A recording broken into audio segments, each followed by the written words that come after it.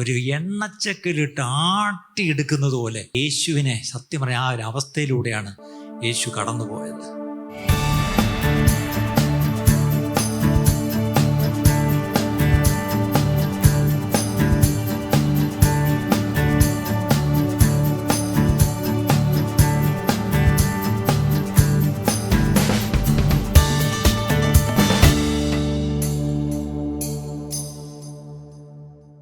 First Corinthians chapter 15, 3 and 4.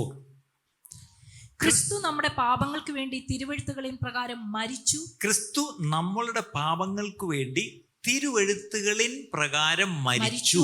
ആദ്യം മനസ്സിലാക്കണം, ക്രിസ്തു മരിച്ചത് it is not an accident. It is not a surprise. തിരുവെഴുത്തുകളിൻ പ്രകാരം, അതിൻ്റെ അർത്ഥം ആയിരക്കണക്ക് വർഷങ്ങൾക്ക് മുമ്പേ ഈ തിരുവെഴുത്തിൽ എഴുതിയിട്ടുണ്ടായിരുന്നു, ക്രിസ്തു വരും, മരിക്കും, അടുത്തത് അടക്കപ്പെടും, അതും ഉണ്ടായിരുന്നു. അടുത്തത് തിരുവെഴുത്തുകളിൻ പ്രകാരം മൂന്നാം നാൾ ഉയർത്തെഴുന്നേറ്റു. തിരുവെഴുത്തുകളിൻ പ്രകാരം മൂന്നാം നാൾ ഉയർത്തെഴുന്നേറ്റു. ഇത്ര ആദ്യം ഒന്ന് മനസ്സിലാക്കുക. യേശുവിൻ്റെ മരണം, യേശുവിൻ്റെ അടക്കം, യേശുവിൻ്റെ ഉയർപ്പ്, ഇത് മൂന്നും തിരുവെഴുത്തുകളിൻ പ്രകാരമാണ്. നമ്മൾ അതും കൂടെ ഒന്ന് നോക്കിപ്പോവും. യേശുവിൻ്റെ ഈ മരണം, അടക്കം, ഇതെല്ലാം എവിടെയായിരുന്നു തിരുവെഴുത്തുകൾ മുമ്പ് പറഞ്ഞിരുന്നത് എന്നും കൂടെ നമ്മൾ നോക്കിപ്പോവാം. ഇന്ന് നമ്മളിവിടെ നോക്കാൻ വന്നിരിക്കുന്നത് ആരെയാന്ന് ചോദിച്ചാൽ, ഇന്നെല്ലാം നമ്മൾ ഹൈലൈറ്റ് ചെയ്യുന്ന ഒരു പിക്ചറാണ് ക്രോസ്, കുരിശ്. പക്ഷേ കുരിശിനെ നോക്കാനല്ല നമ്മളോട് പറഞ്ഞിരിക്കുന്നത്. ഇന്ന് ഒത്തിരി ക്രിസ്ത്യാനികൾ ക്രൂശിലേക്ക് നോക്കി അല്ലേ, ആ ക്രോസിനെ ഹൈലൈറ്റ് ചെയ്യുന്നത്. ഹീബ്രൂസ് 12:2, എബ്രായ ലേഖനം 12-ാം അധ്യായം 2-ാം വാക്യം. എബ്രായ ലേഖനം 12-ാം അധ്യായം 2-ാം വാക്യം.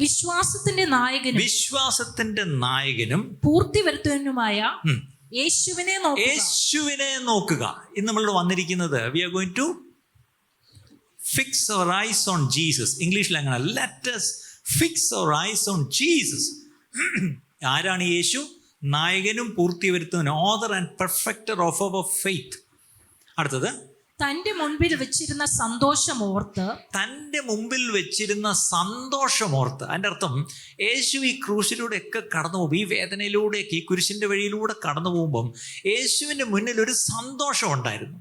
ആ സന്തോഷം ഓർത്തുകൊണ്ടാണ് താൻ പോയിക്കൊണ്ടിരുന്നത്. അടുത്തത് അവൻ അപമാനം അലക്ഷ്യമാക്കി. കണ്ടോ, അപമാനം അലക്ഷ്യമാക്കി. അതായത് അവരെല്ലാവരും കൂടി തന്നെ അങ്ങ് അപമാനിക്കുക, നിന്ദിക്കുക. പക്ഷെ അതിനെ അലക്ഷ്യമാക്കാന്ന് പറഞ്ഞാൽ എന്താ എൻ്റെ അർത്ഥം? I don't care. നമ്മുടെ പ്രശ്നം ഒരു ചെറിയ അപമാനം നമുക്ക് അതങ്ങ് സാരമില്ല എന്ന് എടുക്കാൻ കഴിയുന്നുണ്ടോ? പറ്റുന്നില്ല. പക്ഷെ ഇത്രയും വലിയ അപമാനം അലക്ഷ്യമാക്കി എന്ന് പറഞ്ഞാൽ that's okay, I don't care. Scorning it shame എന്നാണ്. അടുത്തത് ക്രൂശിനെ സഹിച്ചു. endured the cross. ക്രൂശിനെ സഹിച്ചു. ദൈവസിംഹാസനത്തിന്റെ വലത്തുഭാഗത്ത് ഇരിക്കുകയും ചെയ്തു. എന്നിട്ട് അതുകൊണ്ട് എന്തു പറ്റി? ദൈവസിംഹാസനത്തിന്റെ വലത്ത് പോയി ഇരുന്നു. ഇവിടെ ഒരു കാര്യം ശ്രദ്ധിക്കണം. നമ്മൾ ഇന്ന് നോക്കേണ്ടത് യേശുവിനെയാണ്. യേശു ആരാ? നമ്മുടെ വിശ്വാസത്തിന്റെ നായകനും പൂർത്തി വരുത്തുന്നവനാണ്. ഈ യേശു ക്രൂശിലൂടെ പോകുമ്പോഴും, ആ കുരിശിന്റെ വഴിയെ പോകുമ്പോഴും തൻ്റെ മുമ്പിൽ ഒരു സന്തോഷമുണ്ടായിരുന്നു. ആ സന്തോഷമാണ് തന്നെ മുന്നോട്ട് നയിച്ചുകൊണ്ടിരുന്നത്. ഇന്ന് അനേക വിശ്വാസികൾക്കുള്ള പ്രശ്നം ഈ മുന്നിലുള്ള സന്തോഷമില്ല. പിന്നെ എന്തിലേക്കായി പോകുന്നത്?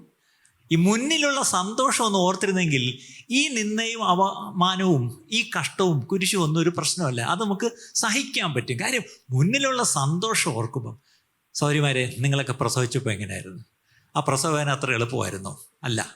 പക്ഷേ ആ അതിവേദനയിലും നിങ്ങൾക്കൊരു സന്തോഷം ഉണ്ടായിരുന്നു. ഇപ്പം ഏത് നിമിഷവും ഒരു കുഞ്ഞിൻ്റെ കരച്ചിൽ കേൾക്കാം, അല്ലേ? ശരിയല്ലേ? ആ കുഞ്ഞിനെ പൊതിഞ്ഞുകൊണ്ട് നിങ്ങളുടെ അടുത്തുകൊണ്ട് കിടത്തുമ്പം, ആ കുഞ്ഞിനെ ചേർത്ത് കിടത്തുമ്പം, ആ കുഞ്ഞിൻ്റെ മുഖം ഒന്ന് ആദ്യമായിട്ട് കാണുമ്പം, ആ കുഞ്ഞിനെ ഒന്ന് താലോലിക്കുമ്പം ഒരു സന്തോഷമുണ്ട്. ആ സന്തോഷം ഓർത്തിട്ടല്ലേ നിങ്ങൾ ആ വേദന സഹിച്ചത്, അല്ലേ? There is A reason. അതുപോലെ യേശുവിന് ഒരു സന്തോഷം ഉണ്ടായിരുന്നു, മുന്നിലൊരു സന്തോഷം ഉണ്ടായിരുന്നു. എൻ്റെ ഈ മരണത്തിലൂടെ എന്താ സംഭവിക്കാൻ പോകുന്നത്? ലോകമെമ്പാടുമുള്ള സകലർക്കും വേണ്ടുന്നത് ഞാനിതാ, അവരുടെ രക്ഷയ്ക്ക് വേണ്ടുന്നത് ഞാനിതാ കൊടുത്തു തീർക്കാൻ പോകുന്നു. അതുകൊണ്ട് ആ സന്തോഷം എന്നെയും നിങ്ങളെയും അന്ന് തൻ്റെ ഹൃദയത്തിൽ കണ്ടു. ഇന്ന് ഞാനും നിങ്ങൾ രക്ഷിക്കപ്പെട്ടാണ്ട് സന്നിധിയിൽ വന്നിരിക്കും എന്നെൻ്റെ കർത്താവ് കണ്ടതുകൊണ്ട് ആ സന്തോഷത്തിലാണ് അന്ന് ആ കുരിശിനെ എന്ത് ചെയ്ത് എൻ്റെ കർത്താവ് സഹിച്ചത്. അതുകൊണ്ടാണ് ആ എക്സ്ക്രൂഷിയേറ്റിംഗ് പെയിൻ, നമ്മൾ ഈ എക്സ്ക്രൂഷിയേറ്റിംഗ് പെയിൻ എന്ന് പറയാറുണ്ട്, അതിനെ അതികഠിനമായ വേദന, സഹിക്കാൻ കഴിയാത്ത വേദന, ആത്മഹത്യ ചെയ്യണമെന്ന് തോന്നുന്ന വേദന, അങ്ങനെയൊക്കെ ആ വേദനയെപ്പറ്റി പറയുന്നത്. ആ വാക്ക് തന്നെ ശരിക്കും ഒരു ലാറ്റിൻ വാക്കാണ്. എക്സ് എന്ന് പറഞ്ഞാൽ നമുക്കറിയാം ഔട്ട് ഓഫ്, ക്രൂസിയേറ്റ് എന്ന് പറഞ്ഞാൽ ക്രോസ്, ഫ്രം ദ ക്രോസ്. അപ്പോൾ ക്രൂശിൽ ആ യേശു പെട്ട വേദനയാണ് ഏറ്റവും വലിയ വേദന ശരിക്കും പറഞ്ഞു അല്ലേ. അതിനപ്പുറം ഒരു വേദന ഉണ്ടെന്ന് തോന്നുന്നില്ല. അത്രയ്ക്കൊരു ക്രൂരമായ ഒരു ശിക്ഷാ നടപടിയായിരുന്നു ഈ ക്രൂശീകരണം. അത് പേർഷ്യൻസ് ആണ് തുടങ്ങിയെങ്കിലും പിന്നീട് 1-2 കൂട്ടരും കൂടെ അത് കൊണ്ടുപോയിട്ട് അവസാനം റോമൻസ് അതങ്ങ് ഏറ്റെടുത്തു. ഈ റോമൻസ് വെരി ഗുഡ് ഇൻ ഒരാളെ കുറഞ്ഞ സമയത്തിനകത്ത് ഏറ്റവും പീഡിപ്പിച്ച് കൊല്ലുന്നതിൽ സമർത്ഥരായിരുന്നു റോമക്കാർ. അവരതങ്ങ് ഏറ്റെടുത്തു ഈ ക്രൂശീകരണം. അങ്ങനെയാണ് യേശു അന്ന് വന്ന് ജീവിച്ച ആ കാലം റോമക്കാരുടെ കാലം, റോമൻ ഗവൺമെൻറ് കീഴിലായിരുന്നു. അതുകൊണ്ടാണ് ആ ക്രൂശീകരണത്തിലേക്ക് താൻ പോയത്. നമുക്ക് ഇതിൻ്റെ ഈ യേശുവിൻ്റെ കഷ്ടാനുഭവങ്ങളെ പറ്റി നമ്മൾ നോക്കുകയാണെങ്കിൽ മത്തായി സുവിശേഷം 26-ാം അധ്യായം 26 മുതൽ 29 വരെ എന്ന് വായിക്കുമ്പോൾ, മാത്യു 26 ചാപ്റ്റർ വേഴ്സ് 26 to 29, 26 മുതൽ വായിക്കുമ്പം, അവർ ഭക്ഷിക്കുമ്പോൾ യേശു അപ്പം എടുത്ത് വാഴ്ത്തി നുറുക്കി ശിഷ്യന്മാർക്ക് കൊടുത്തു. വാങ്ങി ഭക്ഷിപ്പിൻ, ഇതെന്റെ ശരീരം എന്ന് പറഞ്ഞു. പിന്നെ പാനപാത്രം എടുത്ത് സ്തോത്രം ചൊല്ലി അവർക്ക് കൊടുത്തു. എല്ലാവരും ഇതിൽ നിന്ന് കുടിപ്പിൻ, ഇത് അനേകർക്ക് വേണ്ടി പാപമോചനത്തിനായി ചൊരിയുന്ന പുതിയ നിയമത്തിനുള്ള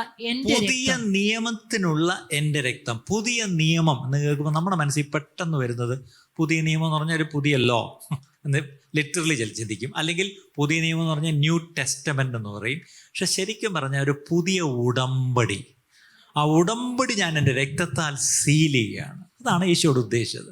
അപ്പം അവിടെ ആ അപ്പർ റൂം, മാളിക മുറിയിൽ ശിഷ്യന്മാർ മാത്രമായിട്ടിരിക്കുമ്പോഴാണ് അവിടെ ഒരു അന്ത്യ അത്താഴം കഴിക്കുന്നത്. അന്ത്യ അത്താഴത്തിൽ നമുക്കറിയാം 12 പേരും ഉണ്ടായിരുന്നു അല്ലേ. അതിന് മുമ്പായിട്ട് വേറൊരു കാര്യം ചെയ്തു. എന്താ ചെയ്തത്? അവിടെ ചില കാര്യങ്ങൾ വളരെ ശ്രദ്ധിക്കണം. യേശു തൻ്റെ ശിഷ്യന്മാരുമായിട്ടിരിക്കുമ്പോൾ ചെയ്ത ഓരോ കാര്യങ്ങളും എടുത്തെടുത്തെന്ന് നോക്കിയാൽ, ആ അത്താഴം കഴിഞ്ഞു. അത്താഴം സമയത്താണ് പറഞ്ഞത്, ഈ അപ്പം എടുത്ത് വാഴ്ത്തി നുറുക്കി കൊടുത്തിട്ട് പറയും, ഇത് നിങ്ങൾക്ക് വേണ്ടി നുറുക്കപ്പെടുന്ന എൻ്റെ ശരീരം. അന്ന് യേശുവിൻ്റെ ശരീരം നുറുക്കപ്പെട്ടിട്ടില്ല, യേശു അവരുടെ മുമ്പിലുണ്ട്. അടുത്തത് ഈ പാനപാത്രം കൊടുത്തിട്ട് പറഞ്ഞു, ഇതെൻ്റെ രക്തത്തിൽ ഒരു പുതിയ ഉടമ്പടിയാണ്. നമ്മൾ പലപ്പോഴും വിട്ടുപോകുന്നൊരു കാര്യമുണ്ട്. യേശു ചെയ്ത് മറ്റൊരു കാര്യം കൊണ്ടുണ്ട്. എന്താണ്? പെട്ടെന്ന് തൻ്റെ ആ പുറം വസ്ത്രം ഒന്ന് ഊരി വെച്ചിട്ട് ഒരു ടവലെടുത്ത് ചുറ്റി. സാധാരണ അവിടുത്തെ അടിമകൾ മാത്രം എടുത്ത് ചുറ്റുന്നൊരു ഏപ്രൺ, നിങ്ങൾ ഈ അടുക്കളയിൽ നിൽക്കുമ്പോൾ എടുത്ത് ചുറ്റത്തില്ല. പണിയുന്നവർ, ജോലി ചെയ്യുന്നവരാണ്. ഈ അടുക്കളയിൽ പണിയാത്തവർക്ക് അത് വേണ്ട ആവശ്യമില്ല. നല്ലവണ്ണം അടുക്കളയിൽ പണിയുന്നവർക്ക് അറിയാം, അവരഴുക്കാവാതിരിക്കാൻ വേണ്ടി. അതായത് സെർവിങ് ഡ്രസ്സാണ്. ഈ ഡ്രസ്സ് ഇട്ട് കഴിഞ്ഞാൽ he's a slave, he's suppose to serve. അങ്ങനെയുള്ള ആ കുപ്പായം എടുത്ത് ചുറ്റി, അതാണ് തോർത്ത് ചുറ്റി. എന്നിട്ടൊരു പാത്രത്തിൽ വെള്ളം എടുത്തു. അപ്പോൾ ഇവർ നോക്കുക, എന്താ ചെയ്യാൻ വന്ന യേശു? പെട്ടെന്ന് യേശു വന്നിട്ട് ശിഷ്യന്മാരുടെ കാൽക്കലിരുന്ന കാലങ്ങ് കഴുകി, എന്നിട്ട് ഈ തോർത്തുകൊണ്ടങ്ങ് തുടച്ചു. എന്നിട്ട് പറയാ, നിങ്ങളുടെ ഗുരുവും നാഥനുമായ ഞാനിത് നിങ്ങൾക്ക് ചെയ്തെങ്കിൽ നിങ്ങളിത് എന്ത് ചെയ്യണം? അന്യോന്യം ചെയ്യണം. നമ്മൾ ചിലപ്പം ചിന്തിക്കുക, എന്താ നമ്മളിത് ചെയ്യാത്തത് അല്ലേ? യേശു അങ്ങനെ ചെയ്തു. പക്ഷേ പിന്നീട് അപ്പോസ്തലന്മാർ ആദിമസഭ അങ്ങനെ ചെയ്തതായിട്ട് പിന്നെ നമ്മൾ കാണുന്നില്ല. പക്ഷേ പല സഭകളിലും അങ്ങനെ ചെയ്യാറുണ്ട്. നിങ്ങൾക്കറിയാം, കാത്തലിക് ചർച്ചസിലൊക്കെ പ്രത്യേകിച്ച് നിങ്ങൾ കണ്ടു കാണും, മെത്രാപ്പൊലീത്തമാരും ബിഷപ്സും ഒക്കെ വന്ന് കാല് കഴുകി തുടച്ച് ചുംബിക്കുന്നതായിട്ട് കാണാം അല്ലേ. അപ്പോൾ അതൊരു ട്രഡീഷനായിട്ട് അങ്ങ് പോകുന്നു. പക്ഷേ ഒരു ട്രഡീഷനായിട്ട് ചെയ്യാനൊന്നും നമ്മളോട് പറഞ്ഞിട്ടില്ല. നമ്മുടെ മനോഭാവം അതായിരിക്കണം. We should be servants, we should serve one. നമ്മൾ അന്യോന്യം എന്ത് ചെയ്യണം? നമ്മൾ സേവിക്കണം, ശുശ്രൂഷിക്കണം എന്നുള്ളതിന് മാതൃകയാണ് യേശു അതിലൂടെ കാട്ടിത്തന്നത്. നമ്മുടെ വിഷയം അതല്ലാത്തതുകൊണ്ട് നമുക്ക് വീണ്ടും വരാം. എന്നിട്ട് ഈ അപ്പം വീഞ്ഞ് എടുത്ത് കൊടുത്തിട്ട് 29-ാം വാക്യം, എന്റെ പിതാവിന്റെ രാജ്യത്തിൽ നിങ്ങളോട് കൂടെ പുതുതായി കുടിക്കും നാൾ വരെ ഞാൻ മുന്തിരിവള്ളിയുടെ ഈ അനുഭവത്തിൽ നിന്ന് ഇനിയും കുടിക്കയില്ല എന്ന് ഞാൻ നിങ്ങളോട് പറയുന്നു എന്ന് പറഞ്ഞു. എന്നിട്ട് ഒരു കാര്യം കൂടെ പറഞ്ഞു, ഇന്ന് ഞാൻ നിങ്ങളോടൊപ്പം ഈ മുന്തിരിച്ചാർ അല്ലെങ്കിൽ ഈ വീഞ്ഞ് കുടിച്ചു, ശരിയാണ്, പക്ഷെ ഇനി ഞാൻ കുടിക്കത്തില്ല. ഇനി എന്നാണെന്നറിയാമോ? നിങ്ങളും കൂടെ അങ്ങ് വന്നിട്ട് നമ്മൾ ഒരുമിച്ച് കുടിക്കത്തുള്ളൂ. അതിൻ്റെ അർത്ഥം യേശു ഇപ്പം മിനിമം വീഞ്ഞ് കുടിച്ചിട്ട് എത്ര ആളായി? 2000 കൊല്ലം കഴിഞ്ഞു അല്ലേ. We live between the cups എന്ന് ഞാൻ പറയാറുണ്ട്. അന്ന് യേശു എടുത്ത് അല്ലേ വാഴ്ത്തിക്കൊടുത്ത ആ കപ്പ് കുടിച്ച ശേഷം ഇനി അടുത്തൊരു കപ്പുണ്ട്, അത് നമ്മളും കൂടെ ചെന്നിട്ടേ ഉള്ളൂ. അപ്പോൾ ഇതിനിടയ്ക്കുള്ള ഈ കാലഘട്ടം എന്ന് പറഞ്ഞത് the time between the 2 cups അല്ലേ? യേശു നോക്കിയിരിക്കുക, നമ്മളും കൂടെ ചെന്നിട്ട് ആ വിരുന്നിൽ ഒന്നിച്ച് നമ്മളോടൊപ്പം പങ്കെടുക്കാൻ വേണ്ടി. എൻ്റെ ചോദ്യം, യേശു കാത്തിരിക്കുക, ഞാനും നിങ്ങളും കാത്തിരിക്കുകയാണോ? നമ്മളിപ്പോൾ എന്തിനാണ് കാത്തിരിക്കുന്നത്? ഇത് കഴിഞ്ഞിട്ട് വേണം പോയി ചോറുണ്ണാൻ അല്ലേ? നമ്മുടെ ഇമ്മീഡിയറ്റാണ് നമ്മുടെ വിഷയം. അപ്പം യേശു കാത്തിരിക്കുക, എന്നാ എൻ്റെ മക്കൾ വരുന്നത്. നിങ്ങൾ പ്രായമുള്ളവരാലോചിക്കും, നിങ്ങളുടെ മക്കൾ വിദേശത്തു നിന്നൊക്കെ വരുമ്പം നിങ്ങളിങ്ങനെ നോക്കിയിരിക്കത്തില്ലേ? നല്ല മീനുണ്ടെ കൊണ്ടുവരണേ, എന്താ എൻ്റെ മക്കൾ വരുന്നു അല്ലേ? നല്ല ഇറച്ചി ഉണ്ടെങ്കിൽ വേണം കേട്ടോ, അടുത്ത ആഴ്ച എൻ്റെ മക്കൾ വരുന്നു. അപ്പം നിങ്ങളുടെ മക്കൾ വരുമ്പോൾ അവരോടൊപ്പം അല്ലേ സന്തോഷിക്കാൻ വേണ്ടി നിങ്ങൾ എന്തൊക്കെയാണ് ഒരുക്കി വയ്ക്കുന്നത്? അങ്ങനെയെങ്കിൽ എൻ്റെ കർത്താവ് എന്തുമാത്രം സന്തോഷത്തോടെ സ്വർഗത്തിൽ സകലവും ഒരുക്കി എനിക്ക് നിങ്ങൾക്ക് വേണ്ടി കാത്തിരിക്കുക. പക്ഷെ എൻ്റെ ചോദ്യം, എൻ്റെ കർത്താവ് ആകാംക്ഷയോടെ ആശയോടെ കാത്തിരിക്കുന്നത് പോലെ നമ്മൾ കാത്തിരിക്കുന്നുണ്ടോ? എൻ്റെ കർത്താവുമായിട്ട് എനിക്ക് പോയിരുന്ന് എന്ന് എനിക്ക് ഭക്ഷണം കഴിക്കാൻ പറ്റും. ആ ഭക്ഷണം എന്നുള്ള വേറൊന്നുമല്ല, ആ ജോയ്, ആ സന്തോഷം അല്ലേ? ആ ഒരു ഫീസ്റ്റിംഗ് എന്ന് പറഞ്ഞാൽ അതൊരു സന്തോഷത്തിൻ്റെ കാര്യമാണ്. ഇനി നമുക്കൊരു കുരിശിൻ്റെ വഴി ഒന്ന് പോയാൽ, ഈ അപ്പർ റൂമിലെ പരിപാടി വ്യാഴാഴ്ച കഴിഞ്ഞു. അതാണ് നമ്മൾ ഇന്നലെ കണ്ടത്, പെസഹ ആചരിച്ചു എന്നൊക്കെ കണ്ടില്ലേ അല്ലേ? ഇന്നലെ നമ്മൾ വിളിച്ചു പേരുന്ന മോണ്ടി തേഴ്സ്ഡേ, പെസഹ വ്യാഴം എന്ന് പറഞ്ഞു. അത് കഴിഞ്ഞിട്ട് രാത്രി നേരെ എങ്ങോട്ടാണ് പോയത്? ഗെത്സമനെ എന്ന് പറഞ്ഞ പട്ടണത്തിന് പുറത്ത് ഒരു തോട്ടം ഉണ്ടായിരുന്നു അല്ലേ? അവിടെ ചെന്നിട്ട് പിന്നീട് ഒരു ഓട്ടപ്രദർശനം പറയാം. അവിടെ ചെന്ന് അവിടെ വെച്ച് അറസ്റ്റ് ചെയ്തു. അവിടെ നിന്ന് നേരെ മഹാപുരോഹിതൻ്റെ കൊട്ടാരത്തിലേക്കാണ് കൊണ്ടുപോയത്. അവിടെ കൊണ്ടുപോയിട്ട് അവിടെ വെച്ച് അന്നാസ് എന്ന് പറഞ്ഞൊരു പാർട്ടിയുണ്ട്. അയാൾ മഹാപുരോഹിതനല്ല, എക്സ് ഹൈപ്രീസ്റ്റാണ്. അദ്ദേഹം അങ്ങ് വലിയ ചോദ്യം ചെയ്യൽ തുടങ്ങി. അത് കഴിഞ്ഞ് അദ്ദേഹത്തിൻ്റെ മരുമോനാണ് കയ്യഫ എന്ന് പറഞ്ഞൊരുത്തൻ, അവൻ്റെ അടുത്തോട്ട് വിട്ടു. അവൻ അങ്ങോട്ട് ചോദ്യം ചെയ്തു. അത് കഴിഞ്ഞ് സന്നദ്ധി സംഘം എന്നൊരു കൂട്ടരുണ്ട്, അവരങ്ങോട്ട് ചോദ്യം ചെയ്തു. പക്ഷേ ഒന്നും അങ്ങോട്ട് കണ്ടുപിടിച്ച് സ്ഥാപിക്കാൻ പറ്റുന്നില്ല.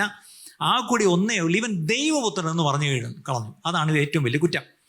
ശരി, എന്നിട്ട് അവരങ്ങ് കൊല്ലാൻ അങ്ങ് വിധിക്കുകയാണ് ശരിക്കും പറയാം. പക്ഷെ അവർക്ക് കൊല്ലാൻ വിധിക്കാൻ അവകാശമില്ല. കാര്യം അതൊരു മതകോടതി മാത്രമാണ്. ഇന്നത്തെ ശരീഅത്ത് ലോ എന്നൊക്കെ പറയുന്നില്ല, അതൊരു മതകോടതി മാത്രമാണ്. പക്ഷേ അവിടെ നിന്ന് എന്ത് ചെയ്തു? ഇയാളെ വധിക്കണം, ശിക്ഷിച്ച് കൊല്ലണമെന്നുണ്ടെങ്കിൽ ഒരു റോമൻ അധികാരി തന്നെ ചെയ്യണം. അത് പീലാത്തോസാണ്. അപ്പോൾ എന്ത് ചെയ്തു? ഗവർണറുടെ രാജ്ഭവനിലോട്ട് വിട്ടു. അവിടെ ചെന്നപ്പം ആ പീലാത്തോസ് എങ്ങനെയൊക്കെ ചോദിച്ചിട്ട് ഒന്നും കിട്ടുന്നില്ല.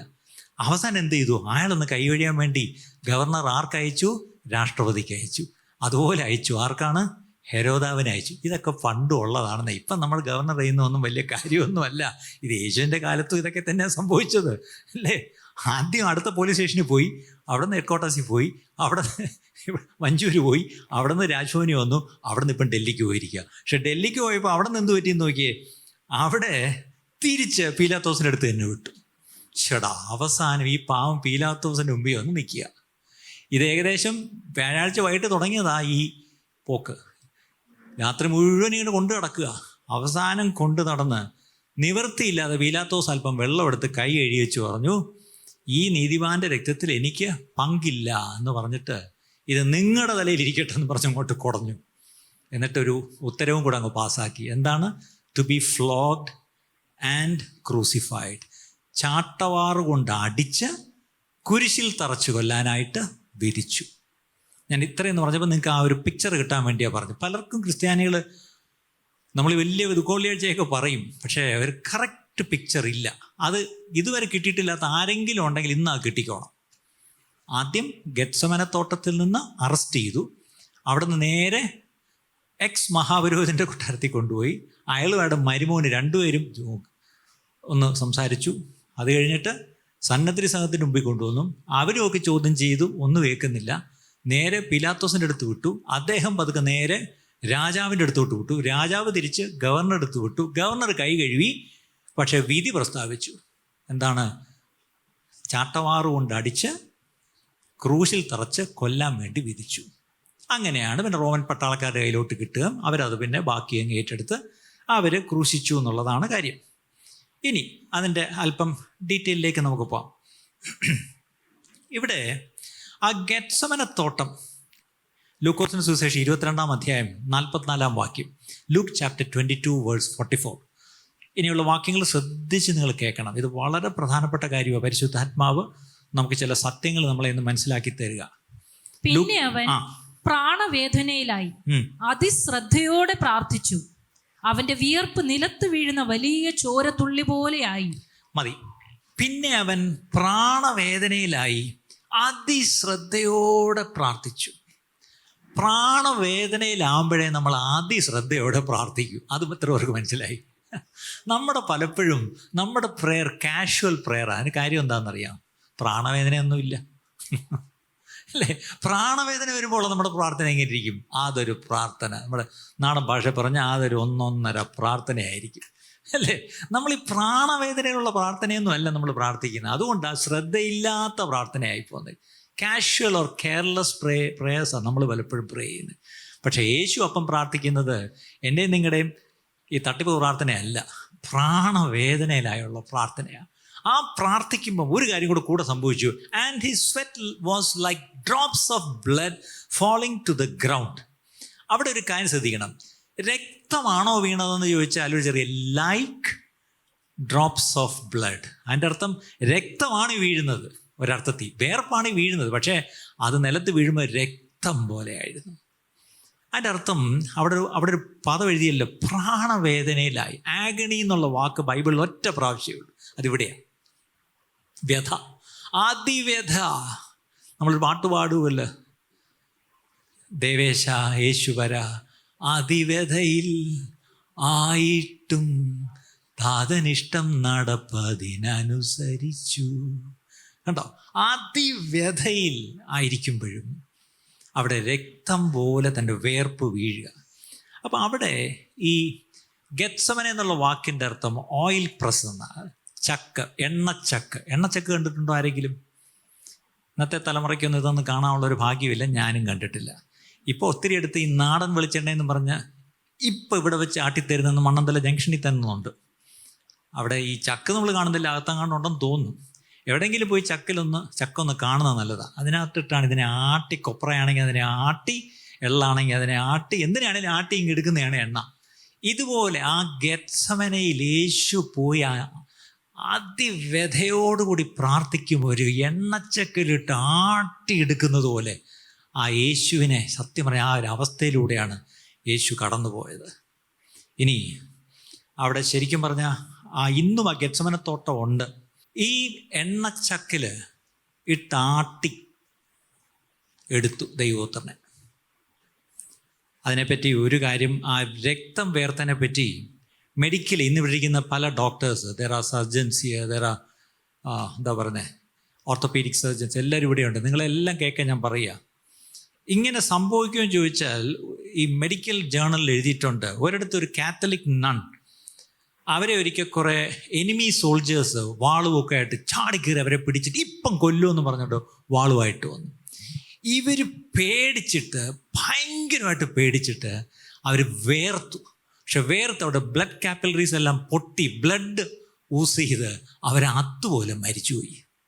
അവസാനം പോസ്റ്റ്മോർട്ടത്തിൽ കണ്ടുപിടിച്ചത് ഈ നൺ രക്തം വേർത്താ മരിച്ചത്. അതിൻ്റെ അർത്ഥം ഒരു ഭയങ്കര, അതിന് ശരിക്കും പറഞ്ഞാൽ എക്സ്ട്രീം സ്ട്രെസ് ഓർ ഷോക്ക് എന്നുള്ളൊരു സ്റ്റേറ്റാണ് അത്. മെഡിക്കലി ഹീമോഹൈഡ്രോസിസ് അല്ലെങ്കിൽ ഹീമാറ്റിഡ്രോസിസ് എന്ന് പറയും. ആ അവസ്ഥ വന്നാൽ ഇങ്ങനെ സംഭവിക്കാം. അപ്പോൾ യേശുവിന് അത് തന്നെ സംഭവിച്ചു. അത് പക്ഷേ ഷോക്കൊന്നും അല്ലായിരുന്നു, അതിവ്യഥ. അതിൽ ബൈബിൾ ഒറ്റ പ്രാവശ്യമുള്ളൊരു വാക്ക് ഞാൻ പറഞ്ഞത് എന്താണ്? ആഗണി അല്ലേ? കഠിനമായ ഒരു വ്യഥയിലൂടെ എൻ്റെ കർത്താവ് കടന്ന് ആ രക്തം വേർത്ത് താൻ അവിടെ വെച്ച് പ്രാർത്ഥിക്കുന്നൊരു എന്നിട്ട് 3 പേരെ വിളിച്ച് ഏറ്റവും അടുത്തവരെ കൊണ്ട് ഇരുത്തി തോട്ടത്തിൽ. ആരാ? പത്രോസ്, യാക്കോബ്, യോഹന്നാൻ. എന്നിട്ട് അവരോട് പറഞ്ഞു, സ്വരമരെ ഇവിടെ ഇരുന്നൊന്ന് പ്രാർത്ഥിക്കണേ. എന്തിനാ? എനിക്ക് വേണ്ടിയല്ല, നിങ്ങൾ പരീക്ഷയിൽ അകപ്പെടാതിരിക്കാൻ നിങ്ങൾ പ്രാർത്ഥിക്കണം. കാര്യം ജഡം ബലഹീനമാണ്, പക്ഷെ ആത്മാവ് ഒരുക്കമുണ്ട്. അത് പറഞ്ഞിട്ട് കാര്യമില്ല, നിങ്ങൾ ഉണർന്നിരുന്ന് പ്രാർത്ഥിക്കണം എന്ന് അവർക്കൊരു ഉപദേശം കൊടുത്തിട്ട് മുന്നോട്ട് പോയിരുന്നാണ് ഈ പ്രാർത്ഥന, യേശുവിൻ്റെ പ്രാർത്ഥന. ഇങ്ങോട്ട് വന്ന് ഇവർ പ്രാർത്ഥിക്കുന്നുണ്ടോ എന്ന് നോക്കിയപ്പോൾ എന്ത് പറ്റി? ശരി പോട്ടെ, ഒരു പ്രാവശ്യമല്ലേ, ഉണർന്നിരുന്ന് പ്രാർത്ഥിക്കാനല്ലേ പറഞ്ഞത്. പോയി പിന്നെയും പ്രാർത്ഥിച്ചു. പിന്നെയും തിരിച്ചു വന്നപ്പോൾ ഇതാണ്. 3-ാം പ്രാവശ്യം വന്നപ്പം ഇത് തന്നെ. ഞാനും നിങ്ങളായിരുന്നു എന്ത് ചെയ്തേനെ? When people are indifferent during my times of aches and sorrows, what will be my reaction? ആണ് എനിക്കൊരു ആപത്ത് വന്ന് എനിക്കൊരു കഷ്ടത്തിൽ കൂടെ പോകുമ്പോൾ ഞാനൊരു ഇത്രയും കഠിന വേദനയിൽ കൂടെ പോകുമ്പോൾ എൻ്റെ കൂടെ ഒന്ന് ഉണർന്നിരുന്നൊന്ന് പ്രാർത്ഥിക്കാൻ പറഞ്ഞിട്ട് അതുപോലും പ്രാർത്ഥിക്കാതിരുന്ന് ഉറങ്ങുന്നവരെന്തു പറയും നമ്മൾ? അതും ആരാ? 3.5 കൊല്ലം കൂടെ കൊണ്ട് നടന്ന് അല്ലേ ഉണ്ടുറങ്ങി തൻ്റെ അത് അവരോട് ഒരിക്കൽ പറയാം, ഇനി ഞാൻ നിങ്ങളെ എന്താ വിളിക്കാൻ പോകുന്നതെന്ന് അറിയാം, I going to call you my friends അല്ലേ. അപ്പോൾ ഏറ്റവും നല്ല സ്നേഹിതർ, ജീവൻ കൊടുക്കേണ്ടുന്ന സ്നേഹിതരാ. ആ സ്നേഹിതരിന്ന് ഉറങ്ങുന്നു. ഒരു പാഠം ഇവിടെ നമ്മൾ പഠിക്കണം. നമ്മുടെ ജീവിതത്തിൽ ഇതുപോലെ ചിലപ്പം നമ്മുടെ കഷ്ടങ്ങളിൽ നമ്മുടെ കൂടെ നിൽക്കും എന്ന് നമ്മൾ പ്രതീക്ഷിക്കുന്നവരെന്തെയും ഇൻഡിഫറൻ്റ് ആയിട്ടിരിക്കും. അപ്പോഴും യേശു എങ്ങനെ പ്രതികരിച്ചതെന്നറിയാമോ? യേശു വന്നിട്ട് ബാ മതി എന്ന് പറഞ്ഞുകൊണ്ട് ഇതൊന്നും അറിയാത്ത ഇവരെ ഒന്നും വഴക്ക് പറഞ്ഞില്ല, അവരെ കുറ്റപ്പെടുത്തിയില്ല. ഞാനും നിങ്ങളും ആയിരുന്നെങ്കിലോ ആ ഉറങ്ങിയതിന് 2 പറയാതെ നമുക്കൊരു സമാധാനം വരത്തില്ല അല്ലേ? ഈ ഭാര്യ ഭർത്താക്കന്മാർക്ക് അറിയാം, നമുക്കൊരാൾക്ക് രാത്രി അസുഖം വന്ന് ഉറങ്ങാതിരുന്നാൽ നമ്മുടെ പങ്കാളി ഉണർന്നിരുന്ന് നമ്മളെ എന്ത് ചെയ്യണം? ശുശ്രൂഷിക്കണം. മക്കൾക്ക് അസുഖം വരുമ്പോൾ അവരുടെ പ്രതീക്ഷ എന്താ? അമ്മയപ്പന്മാർ ഉണർന്നിരുന്ന് അവരെ നോക്കിക്കൊണ്ടിരിക്കണം. അങ്ങനെ ഇരുമ്പോൾ ആലോചിക്കുക, ഭാര്യയ്ക്ക് ശ്വാസം മുട്ടായിട്ട് രാത്രി ഉറങ്ങാൻ വയ്യാതെ ഇങ്ങനെ കുത്തിയിരുന്ന് വലിക്കുക. അപ്പോൾ അപ്പുറത്ത് പോത്ത് പോലെ ഭർത്താവ് കിടന്ന് ഉറങ്ങുന്നു. ആലോചിക്കുക രംഗം. എന്തുമായിരിക്കും നിങ്ങൾ പറയുന്നത്? ഇനി ഉറങ്ങി ആശ്വസിച്ചു കൊള്ളുവിൻ എന്നാണോ പറയാൻ പോകുന്നത്? അല്ല, കാലുകൊണ്ട് ഒരു ചവിട്ടും കൊടുത്ത് കാലമാടാൻ ഉറങ്ങുന്നു എന്നായിരിക്കും പറയുന്നത്. അല്ല, ഇങ്ങനെയൊക്കെ പറയുമ്പം കാര്യം മനസ്സിലായല്ലോ, വേറൊന്നുമല്ല. ഇതാണ് നമ്മൾ യേശുവും തമ്മിലുള്ള വ്യത്യാസം. ഇന്ന് ആ യേശുവിലേക്ക് നോക്കണം. തൻ്റെ അതിവ്യഥ എടുക്കുന്ന സമയത്ത് തൻ്റെ കൂടെ ഉണ്ടായിരുന്ന ശിഷ്യന്മാർ ഇൻഡിഫറൻ്റ് ആയിട്ടിരുന്ന് ഉറങ്ങുന്ന കണ്ടിട്ട് അവരെ കുറ്റപ്പെടുത്തുകയും ചെയ്തില്ല, വഴക്കും പറഞ്ഞില്ല. എഴുന്നേക്കപ്പം എന്ന് പറഞ്ഞിട്ട് അടുത്ത കാര്യത്തിലേക്ക് പോവുക. ഈ ഇടയ്ക്ക് ഞാൻ സന്ദർഭവശാൽ അതങ്ങ് പറഞ്ഞതേ ഉള്ളൂ. അപ്പം 26-ാം അധ്യായം 56-ാം വാക്യം, മത്തായി 26:56, എന്നാൽ ഇതൊക്കെയും പ്രവാചകന്മാരുടെ എഴുത്തുകൾ നിവൃത്തിയാകേണ്ടതിന് സംഭവിച്ചു എന്ന് പറഞ്ഞു. അപ്പോൾ ശിഷ്യന്മാർ എല്ലാവരും അവനെ വിട്ട് ഓടിപ്പോയി. നിങ്ങൾ ഒത്തിരി പേര് ഇന്ന് വരെ വിചാരിച്ചുകൊണ്ടിരുന്നത് പത്രോസ് പോയി എന്നല്ലേ. ഇപ്പം ആരൊക്കെ പോയി? എല്ലാവരും, ഇൻക്ലൂഡിങ് സ്നേഹത്തിൻ്റെ അപ്പോസ്തലനായ യോഹന്നാൻ ഉൾപ്പെടെ. യേശുവിൻ്റെ അപ്പോസ്തലന്മാരെ നമ്മൾ ആരാന്ന് ചോദിച്ചാൽ നമ്മൾ പറയും, ഞാൻ യോഹന്നാൻ. അതായത് ഒറ്റിക്കൊടുത്ത യൂദ ഒരിക്കലും അല്ല, തള്ളിപ്പറഞ്ഞ പത്രോസും അല്ല, പിന്നെ ആരാ? അവൻ്റെ മാറോട് ചാഞ്ഞിരുന്ന് ഉറങ്ങിയ യോഹന്നാൻ. ഓടി കൂട്ടത്തി ആ യോഹന്നാനും ഉണ്ടായിരുന്നേ അല്ലേ. എല്ലാവരും ഓടിപ്പോയി. ഇനി എല്ലാവരും ഓടിപ്പോയി എന്നുള്ളതൊരു പ്രവചന നിവൃത്തിയാണ്. സങ്കീർത്തനം 22 യേശുവിൻ്റെ കഷ്ടാനുഭവങ്ങളെ നല്ലവണ്ണം വർണ്ണിക്കുന്നൊരു സങ്കീർത്തനമാണ്. അതിൻ്റെ 11-ാം വാക്യം, സങ്കീർത്തനം 22:11 എന്താണ് എഴുതിയിരിക്കുന്നത്? എൻ്റെ ദൈവമേ, എൻ്റെ ദൈവമേ, നീ എന്നെ കഷ്ടമടുത്തിരിക്കാൻ എന്നെ വിട്ടകന്നിരിക്കരുതേ, സഹായിപ്പാൻ മറ്റാരുമില്ലല്ലോ. 11-ാം വാക്യം, എന്നെ എന്ത് ചെയ്യരുത്? എന്നെ വിട്ട് അകന്നിരിക്കരുത്, സഹായിപ്പാൻ മറ്റാരുമില്ലല്ലോ. കണ്ടോ, എൻ്റെ യേശുവിൻ്റെ ജീവിതത്തിൽ ഒരു കഷ്ടം അടുത്തപ്പം ആരും സഹായിക്കാനില്ലാത്തൊരവസ്ഥയുണ്ടായിരുന്നു. ഇനി പറഞ്ഞേ, ഇതേ അവസ്ഥയിലൂടെ പോയിട്ടുള്ള ആരെങ്കിലും ഉണ്ടോ? തീർച്ചയായിട്ടും നമ്മളൊക്കെ ഇതുപോലെയൊക്കെ വല്ലപ്പോഴും പോവും. പക്ഷേ യേശുവിനെ സംബന്ധിച്ചോളം ആരുമില്ല. തൻ്റെ ശിഷ്യന്മാർ മുഴുവൻ ഓടിപ്പോയ ഒരു സന്ദർഭം തൻ്റെ ജീവിതത്തിൽ ഉണ്ടായിരുന്നു. ഇനി ആ യേശുവിനെ ഗെത്സമനെ വെച്ച് ഇങ്ങനെ അപ്പം 3 വട്ടം വന്ന് നോക്കിയപ്പോഴും അവർ ഉറങ്ങുക. ശരി, നമുക്ക് പാം എന്ന് പറഞ്ഞപ്പോഴത്തേക്കും വടിയും വാളും തീപ്പന്തവും ഒക്കെ ആയിട്ട് കുറേ പേര് വരുന്നു. കൂട്ടത്തിൽ ഇത് നയിച്ചുകൊണ്ട് വരുന്ന ആരാ? തൻ്റെ കൂടെ ഉണ്ടായിരുന്ന ഒരാളാണ്. ആരാണ്?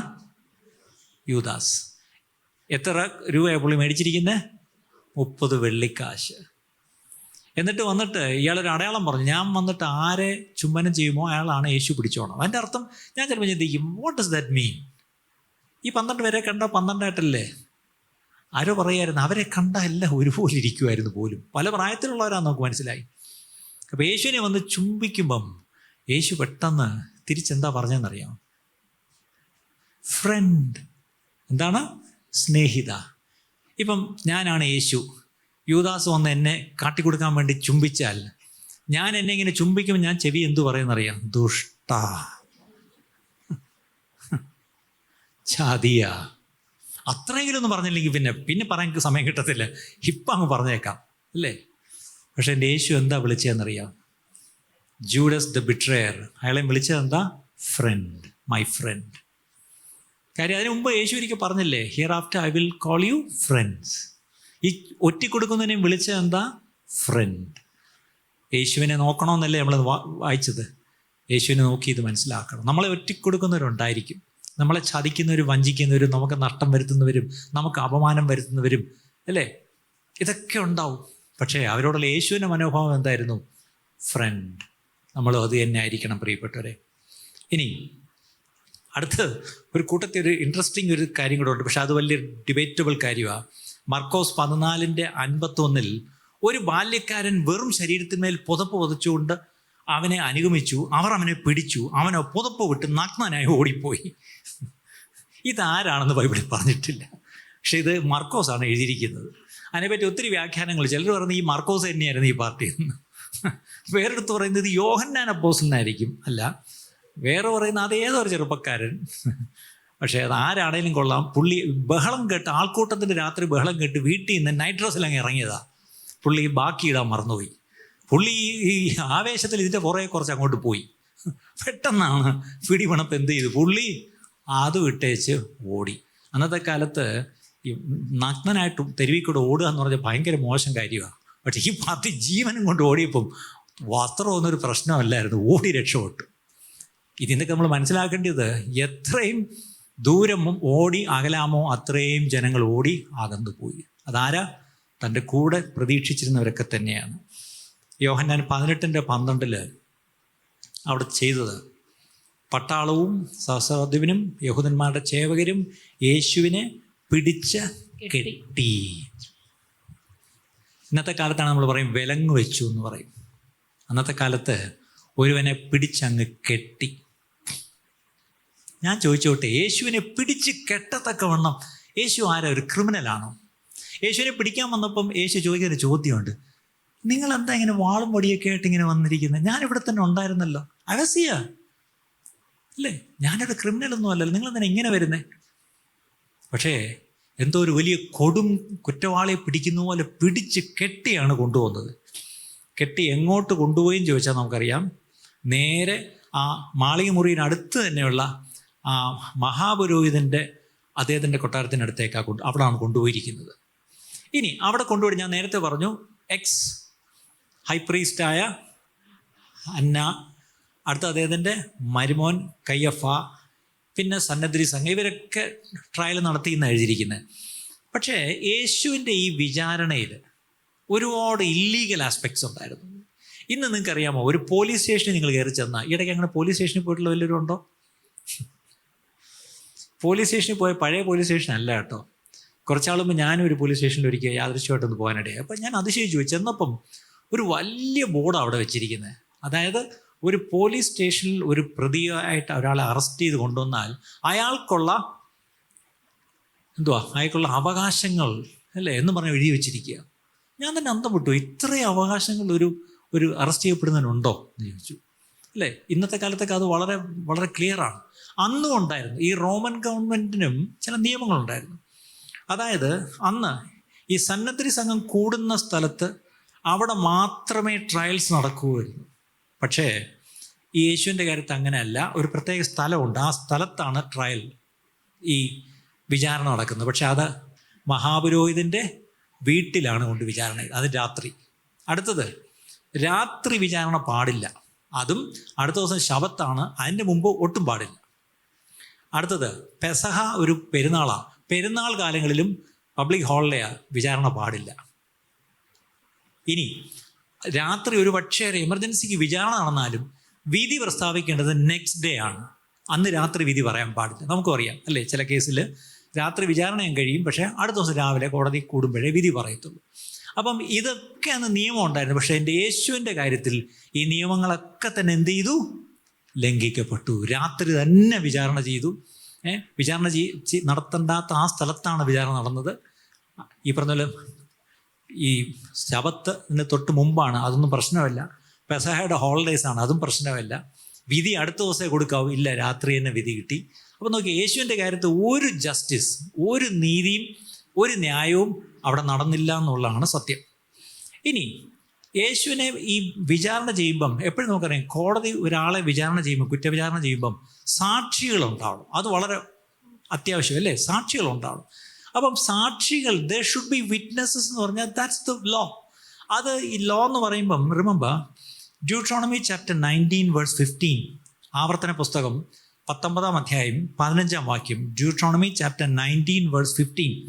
മനുഷ്യൻ ചെയ്യുന്ന യാതൊരു അകൃത്യത്തിനോ പാപത്തിനോ അവന്റെ നേരെ ഏക സാക്ഷി നിൽക്കരുത്, 2-3 സാക്ഷികളുടെ വാമൊഴിമേൽ കാര്യം ഉറപ്പാക്കണം. ഒരാള് സാക്ഷി പറഞ്ഞാൽ പോരാ, 2 അല്ലെങ്കിൽ 3, 2 പേര് മിനിമം, അല്ലെങ്കിൽ 3 പേര് സാക്ഷി പറഞ്ഞാലേ ഒരു ന്യായവിസ്താരം അത് തീരത്തുള്ളൂ.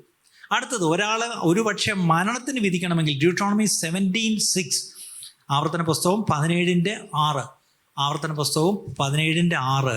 മരണയോഗ്യനായവനെ കൊല്ലുന്നത് 2-3 സാക്ഷികളുടെ വാമൊഴിമേൽ ആയിരിക്കണം, ഏക സാക്ഷിയുടെ വാമൊഴിമേൽ അവനെ കൊല്ലരുത്. ഏക സാക്ഷിയുടെ വാമൊഴിമേൽ അവനെ കൊല്ലരുത്. യേശുവിനെ കൊല്ലാനാണ് വിധിച്ച ഒടുവിൽ, അല്ലേ? അവിടെ ഒരു സാക്ഷി അല്ല വേണ്ടത്, 2-3 വേണമെന്ന് അത് നിയമോ. പക്ഷെ ഇൻട്രസ്റ്റിംഗ്ലി മർക്കോസ് 14:56 എന്താ പറഞ്ഞിരിക്കുന്നത്? മാർക്ക് 14:56, മർക്കോസ് 14:56 എന്താ പറഞ്ഞിരിക്കുന്നത്? അനേകർ അവൻ്റെ നേരെ കള്ളസാക്ഷ്യം പറഞ്ഞിട്ടും സാക്ഷ്യം ഒത്തുവന്നില്ല. ശ്രദ്ധിച്ചോ? ഒരാൾ പാടില്ല എന്ന് ആദ്യം എഴുതിയിട്ടുണ്ട്, 2-3 വേണം. യേശുവിൻ്റെ കാര്യത്തിൽ പലരും വന്നിട്ടും ഒത്തുവരുന്നില്ല. പറയുന്നെല്ലാം കള്ളമാണെന്ന് കേൾക്കുന്നവർക്കും അറിയാം, പറയുന്നതിനും അറിയാം, അല്ലേ? അപ്പം ഒരർത്ഥത്തിലും യേശുവിനെ ശിക്ഷിക്കാൻ ഒന്നും ഓടില്ല, ഒന്നും ഒത്തുവരുന്നില്ല എന്നുള്ളത് ഒരു വശം. ഇനി ആദ്യം യേശുവിനെ ഈ ചോദ്യം ചെയ്ത് ആരൊക്കെയാന്ന് നോക്കാം. ഈ യോഹന്നാൻ 18:13, ജോൺ 18:13, അവിടെ തന്നെ ചോദ്യം ചെയ്യുമ്പം അവിടെ നിന്ന് വായിച്ചേ. ഒന്നാമത് ഹന്നാവിന്റെ അടുക്കൽ കൊണ്ടുപോയി. ആദ്യത്തെ ട്രയൽ ഹന്നാവിന്റെ അടുക്കൽ കൊണ്ടുപോയി. അവൻ ആ സംവത്സരത്തെ മഹാപുരോഹിതനായ കയ്യഫാവിന്റെ അമ്മായിയപ്പനായിരുന്നു. അപ്പച്ചൻ പുരോഹിതനാണിത്. ഇപ്പം മരുമോനാണ്. ഇപ്പം ഇൻചാർജ് മരുമോനാണ്. പക്ഷെ എന്നാലും ഇവൾ എക്സ് ആണെങ്കിലും ചില ആള് കട്ടയാണ്. അതുകൊണ്ടാണ് അദ്ദേഹത്തിന് മുമ്പേ കൊണ്ടുപോയത്, അല്ലേ? അതൊക്കെ ആ പാട്ട് ശ്രദ്ധിച്ചോ? അന്നാസിൻ അരമനയിൽ, ഇതാണ് അന്നാസിൻ്റെ അടുത്താണ് ആദ്യം കൊണ്ടുപോയത്. ശരി, അയാളടുത്ത് കൊണ്ടുപോയപ്പം ഒരു സംഭവം ഉണ്ടായി അവിടെ. 22-ാം വാക്യം വായിച്ചേ. അതിൻ്റെ തന്നെ 22. അവൻ ഇങ്ങനെ പറയുമ്പോൾ ചേവകരിൽ അരികെ നിന്ന ഒരുത്തൻ മഹാപുരോഹിതനോട് ഇങ്ങനെയോ ഉത്തരം പറയുന്നതെന്ന് പറഞ്ഞ് യേശുവിന്റെ കന്നത്ത് ഒന്നടിച്ചു. ഈ നടയടി എന്ന് പറയുന്ന പോലെ ആദ്യത്തെ അടി വീണത് എപ്പോഴാ? ഒരു ചേവകൻ, അവിടുത്തെ ഒരു സെൻട്രി, അവിടെ നിന്ന് ഒരുത്തനാ. അത് മഹാപുരോഹിതന്റെ സെൻട്രി, ബിഷപ്സ് ഹൗസിലെ ഒരു സ്റ്റാഫാ. അവനെന്ത് ചെയ്തു? ചെകിട്ടത്ത് ഒറ്റയടി. അവന് ഇത്ര ദേഷ്യം വന്നത് എന്താണെന്നറിയോ? The way he answered. ഇനി നിങ്ങൾക്കറിയാമോ, യേശുവിനെ ഈ ചോദ്യം ചെയ്തപ്പം എന്തൊക്കെയാണ് അവർ ചോദിച്ചതെന്നറിയാമോ? ആദ്യം യേശുവിനെതിരെ വന്ന ഒരു സാക്ഷി എന്താണെന്നറിയാം? ഇവൻ മന്ദിരം പൊളിച്ചാൽ 3 ദിവസം കൊണ്ട് പണിയാന്ന് പറഞ്ഞു. ശരിയല്ലേ? പറഞ്ഞത് യേശു കറക്റ്റാ. അധികമാർക്ക് അങ്ങോട്ട് മനസ്സിലാവൂ. അതിന് ഉത്തരം പറയാൻ പോയില്ല. അടുത്തത് ചോദിച്ചു, നീ ജീവനുള്ള ദൈവത്തിൻ്റെ പുത്രനായ ക്രിസ്തുവാണോ? അപ്പോഴെന്തോ പറഞ്ഞു? ഇവന്മാർ ചോദിച്ചപ്പം മിണ്ടാതിരുന്നു. നാടുവാഴി ആദ്യം ചോദിച്ചപ്പോഴും മിണ്ടാതിരുന്നു. പക്ഷേ ഒടുവിൽ അതെ എന്ന് പറഞ്ഞു. ഇവിടെ ഒരു കാര്യം ഓർക്കണം. ആ നാടുവാഴിയുടെ മുമ്പിൽ, പീലാത്തോസിന് മുമ്പിൽ ചെന്ന് നിൽക്കുമ്പം ഇത്രയൊക്കെ തന്നെ വന്ന് അക്യൂസ് ചെയ്തിട്ടും ഒരു വാക്കും മിണ്ടാതെ യേശു മൗനമായി നിൽക്കുന്നത് കണ്ടിട്ട് അവിടെ ഒരു വാക്കുണ്ട്. അവൻ്റെ മൗനത്തിങ്കിൽ നാടുവാഴി ആശ്ചര്യപ്പെട്ടു. And he was marvelled at his silence എന്നാണ്. ഇവിടെ ഒരു കൊച്ചൊരു കാര്യം കൂടെ പറഞ്ഞു വിട്ടേക്കാം. യേശുവിന് വാ തുറക്കാതെ നിൽക്കേണ്ട സമയത്ത് വാ തുറക്കാതെ നിൽക്കാൻ അറിയാം. അതേ സമയത്ത് വാ തുറക്കേണ്ട സമയത്ത് തുറക്കാനും അറിയാം. നമ്മളോ? വാ പൂട്ടി നിൽക്കേണ്ടടുത്ത് നമ്മൾ വാ തുറക്കും. അടുത്തത്, വാ തുറക്കേണ്ട സമയത്ത് മിണ്ടാതിരിക്കും. യേശുവിൻ്റെ സാക്ഷി ആകേണ്ട സമയത്ത് മിണ്ടാതിരിക്കും. അല്ലാതെ എന്തെങ്കിലും ഉണ്ടെങ്കിലോ വാ പൂട്ടത്തുമില്ല. ഇന്നൊരു പാഠം പഠിച്ചോണം. തുറക്കേണ്ടപ്പം വാ തുറക്കുകയും പൂട്ടി വയ്ക്കേണ്ടപ്പോൾ വാ പൂട്ടി വയ്ക്കുകയും ചെയ്യുന്നവരാണോ നമ്മൾ? ഇന്ന് നമ്മുടെ വർത്തമാനം കേട്ടിട്ട് ഓരോരുത്തർ ആശ്ചര്യപ്പെടുന്നു. അന്ന് യേശുവിൻ്റെ മൗനം കണ്ടിട്ട് ആശ്ചര്യപ്പെട്ടു. ഏതിലാണ് ഇന്ന് ജനം ആശ്ചര്യപ്പെടേണ്ടേ? ഒരു വിശ്വാസി സംസാരിച്ച രീതി കണ്ടോ ആശ്ചര്യപ്പെട്ടു. ആ സമയത്ത് നമ്മളൊന്നും മിണ്ടായിരുന്നിരുന്നെങ്കിലോ അവരാശ്ചര്യപ്പെട്ടു. ഇത്രയും പറഞ്ഞിട്ട് അയാൾ വാ തുറന്നില്ല. അതാണ് ആശ്ചര്യം. ഇന്നോ നമ്മൾ വാ പൂട്ടുന്നില്ല, അതിലാണ് അവർ ആശ്ചര്യപ്പെടുന്നത്. ഓക്കെ, ഇടയ്ക്ക് അത് കയറി പറഞ്ഞു പോയെന്നേ ഉള്ളൂ. അപ്പം ഒരു ചേവകൻ ഒറ്റ അടി കന്നത്ത് കൊടുക്കും. അത് കഴിച്ചിട്ട് മർക്കോസിൻ്റെ സുവിശേഷം 14:65. ഞാനിത് 4 സുവിശേഷങ്ങൾ മിക്സ് ചെയ്താൽ പോകുന്നത്, എന്നാലേ ആ ഒരു ഓർഡറിൽ പോകത്തുള്ളൂ. അതുകൊണ്ടാണ് മാർക്ക് 16:65, മാർക്ക് 14:65. ചിലർ അവനെ തുപ്പുകയും ഒരടി അങ്ങ് സഹിക്കാം. ഒരാവേശത്തിൽ ഒരുത്തനൊറ്റ അടി അങ്ങ് അടിച്ചു, പോട്ടെ, അപ്രതീക്ഷിതമായിട്ടാണ് ഒരു അടി കിട്ടിയത്. പക്ഷെ അത് കഴിഞ്ഞപ്പോൾ അടുത്തത് ചിലർ അവനെ തുപ്പുകയും ഒരാളല്ല, നേരത്തെ ഒരുത്തനാ അടിച്ചത്, ഇപ്പോഴോ ചിലർ അവരെന്ത് ചെയ്തു? തുപ്പി. ഒരു സുവിശേഷത്തിൽ കിടക്കുന്നത് അവൻ്റെ മുഖത്ത് കാർക്കിച്ച് തുപ്പി. നമ്മൾ റോഡിൽ നടന്നു പോകുമ്പം അതിലെ പോയ സൂപ്പർ ഫാസ്റ്റ് ഇരുന്നുകൊണ്ട് ഒരുത്തൻ കാർക്കിച്ച് വെളിയിലോട്ട് തുപ്പി. അതിൻ്റെ തുപ്പൻ്റെ ഒരു ഇച്ചിരി നമ്മുടെ ഇവിടെ ഒന്ന് വീണു. നമുക്കെന്തോ ഒരു ഇറിറ്റേഷനായിരിക്കും. നമ്മൾ പിന്നെ എത്ര കഴിവിയാലും അതങ്ങോട്ട് മനസ്സിൽ നിന്ന് പോകുന്നില്ല, തുപ്പൽ വീണത്. അങ്ങനെയാണെങ്കിൽ എൻ്റെ നാഥൻ്റെ മുഖത്ത് ചിലരിങ്ങോട്ട് നിന്ന് കാർക്കിച്ചങ്ങ് തുപ്പി. ഒന്നിൽ കൂടുതൽ ആൾക്കാർ തുപ്പി. അടുത്തത് അവൻ്റെ മുഖം മൂടി അവനെ മുഷ്ടി ചുരുട്ടി കുത്തുകയും. അവൻ്റെ മോഹം അങ്ങ് മൂടി. ഇല്ല, തൂക്ക് കയറ് കഴുത്തിലിടുന്നതിന് മുമ്പ് മുഖം മൂടുന്ന പോലെ യേശുവിൻ്റെ മോഹം ഒരു നിമിഷത്തേക്ക് മൂടിച്ച്, എന്നിട്ട് എന്ത് മുഷ്ടി ചുരുട്ടി അവനെ കുത്തി. അവനെ മുഷ്ടി ചുരുട്ടി അവനെ ഇടിക്കുക. എന്നിട്ട് പറയുന്നത് എന്താ? പ്രവചിക്കുക എന്ന് അവനോട് പറയുകയും ചെയ്തു തുടങ്ങി. എന്നിട്ട് എന്താണ്? പ്രവചിക്കുക. നിന്നെ ഈ കുത്തുന്ന ആരാന്ന് പറ, നിന്നെ ഇടിക്കുന്ന ആരാന്ന് പറ, പ്രവചിക്കുക. നീ വലിയ പ്രവാചകൻ എന്നല്ലേ പറഞ്ഞു, പ്രവചിക്കുക. അടുത്തത് ചേവകർ അവനെ അടിച്ചും കൊണ്ട് അവിടെ ഇരിക്കുന്ന ഗാർഡ്സ് അല്ലെങ്കിൽ അവിടെ ഇരിക്കുന്ന പട്ടാളക്കാര് അവരെ അടി കൊടുത്ത് അങ്ങ് ഏറ്റെടുത്തു പുള്ളിയെ, അല്ലേ? അവിടെ അങ്ങോട്ട് കൊണ്ടുപോയിട്ട് നേരെ നമുക്കറിയാം, അന്നാവിൻ്റെയും കയ്യഫാവിൻ്റെയും സന്നദ്ധി സംഘത്തിൻ്റെയും പരിപാടി കഴിഞ്ഞിട്ട് അവർ നേരെ ഗവർണറുടെ അടുത്തോട്ടോ കൊണ്ടുപോയത്. മർക്കോസ് 15:15, മാർക്ക് 15:15. പീലാത്തോസ് പുരുഷാരത്തിന് തൃപ്തി വരുത്തുവാൻ ഇച്ഛിച്ച് ബറബാസിനെ അവർക്ക് വിട്ടുകൊടുത്തു. യേശുവിനെ ചമ്മട്ടി കൊണ്ട് അടുപ്പിച്ച് ക്രൂശിപ്പാൻ ഏൽപ്പിച്ചു. കേട്ടോ, ഇവിടെയാണ് ഒരു കാര്യം. ആ പീലാത്തോസിൻ്റെ ഒരു നിസ്സഹായത നമുക്ക് മനസ്സിലാവുന്നത്. പക്ഷേ അൺഫോർച്ചുനേറ്റ്ലി പുള്ളി ഒരു വേർഡിക്റ്റ് അങ്ങ് കൊടുത്തു. പക്ഷെ അത് കൊടുത്തപ്പോഴും ഒരു കാരണം അവിടെ എഴുതിയിരിക്കുന്നു. He wanted to please the crowd. ഇന്ന് ഓർക്കണം, ഈ ലോകത്തിന് നടക്കാൻ പോകുന്ന ഇതൊക്കെയാണ്. In order to please the crowd അന്യായമായ പല വിധികളും നമ്മുടെ മേലും ചുമത്തപ്പെടും. അത് ഭാരതത്തിലായാലും ശരി, ഇനിയുള്ള കാലത്ത് അന്ത്യകാലത്ത് ഇതൊക്കെ സംഭവിക്കും, അല്ലേ? ആ ഓഫീസർ വേണമെങ്കിൽ പറയും, എനിക്ക് നിങ്ങളെ വിടണമെന്നുണ്ടായിരുന്നു, പക്ഷേ സോറി, പറ്റത്തില്ല, വിട്ടാൽ ശരിയാവത്തില്ല. അപ്പോൾ എന്ത് ചെയ്യാം? പ്ലീസ് എന്ന് പറഞ്ഞതിനേക്കാൾ ഒരു വാക്കിങ്ങനെ പറയാം, അവരെ തൃപ്തിപ്പെടുത്താൻ വേണ്ടി എന്ത് ചെയ്തു? ക്രൂശിക്കാൻ ഏൽപ്പിച്ചു. പക്ഷെ കൂട്ടത്തിൽ ഒരു പെരുങ്കളനെ തുറന്നും വിട്ടു. അതാണ് അതിശയം. അപ്പം ഇയാൾ രക്ഷിക്കാൻ നോക്കി യേശുവിനെ. കാരണം യേശുവിനെ വേണോ, ദാണ്ട് ഈ കള്ളനെ വേണോ? ഉടനെ ഇയാൾ പാവം വിചാരിച്ച് എല്ലാവരും പറയും, അയ്യോ ആ കള്ളനെ ഇങ്ങോട്ട് വിടണ്ട, അവൻ ഞങ്ങളെല്ലാം കൊള്ളയടിക്കും, ഞങ്ങളുടെ സ്ത്രീകൾക്കൊന്നും ഒരു സുരക്ഷിതത്വവും ഇല്ല, അവനെ വേണ്ട. പക്ഷെ അവരെല്ലാവരും കൂടെ പറഞ്ഞെന്താണെന്നറിയാം, ബറബാസിനെ ഇങ്ങ് വിട്ടേരെ, കുഴപ്പമില്ല, ഞങ്ങൾ സഹിച്ചോളാം, പക്ഷെ യേശുവിനെ ക്രൂശിക്കണം. ഇന്നും ലോകത്തിന് ബറബാസ് മതി, യേശുവിനെ വേണ്ട. ശരിയല്ലേ പ്രിയപ്പെട്ടവരെ? Even in today's world, the world they want Barabbas, but they don't want Jesus. എന്നൊരു ചോദ്യം, നിങ്ങൾക്ക് ആരെയാ വേണ്ടിയ? ബറബാസിനെ വേണോ, യേശുവിനെ വേണോ? ചോദിച്ചാൽ മതി. നിങ്ങൾ ചോദിക്കുന്ന പോലെ തരാൻ പീലാത്തോസ് തയ്യാറാ.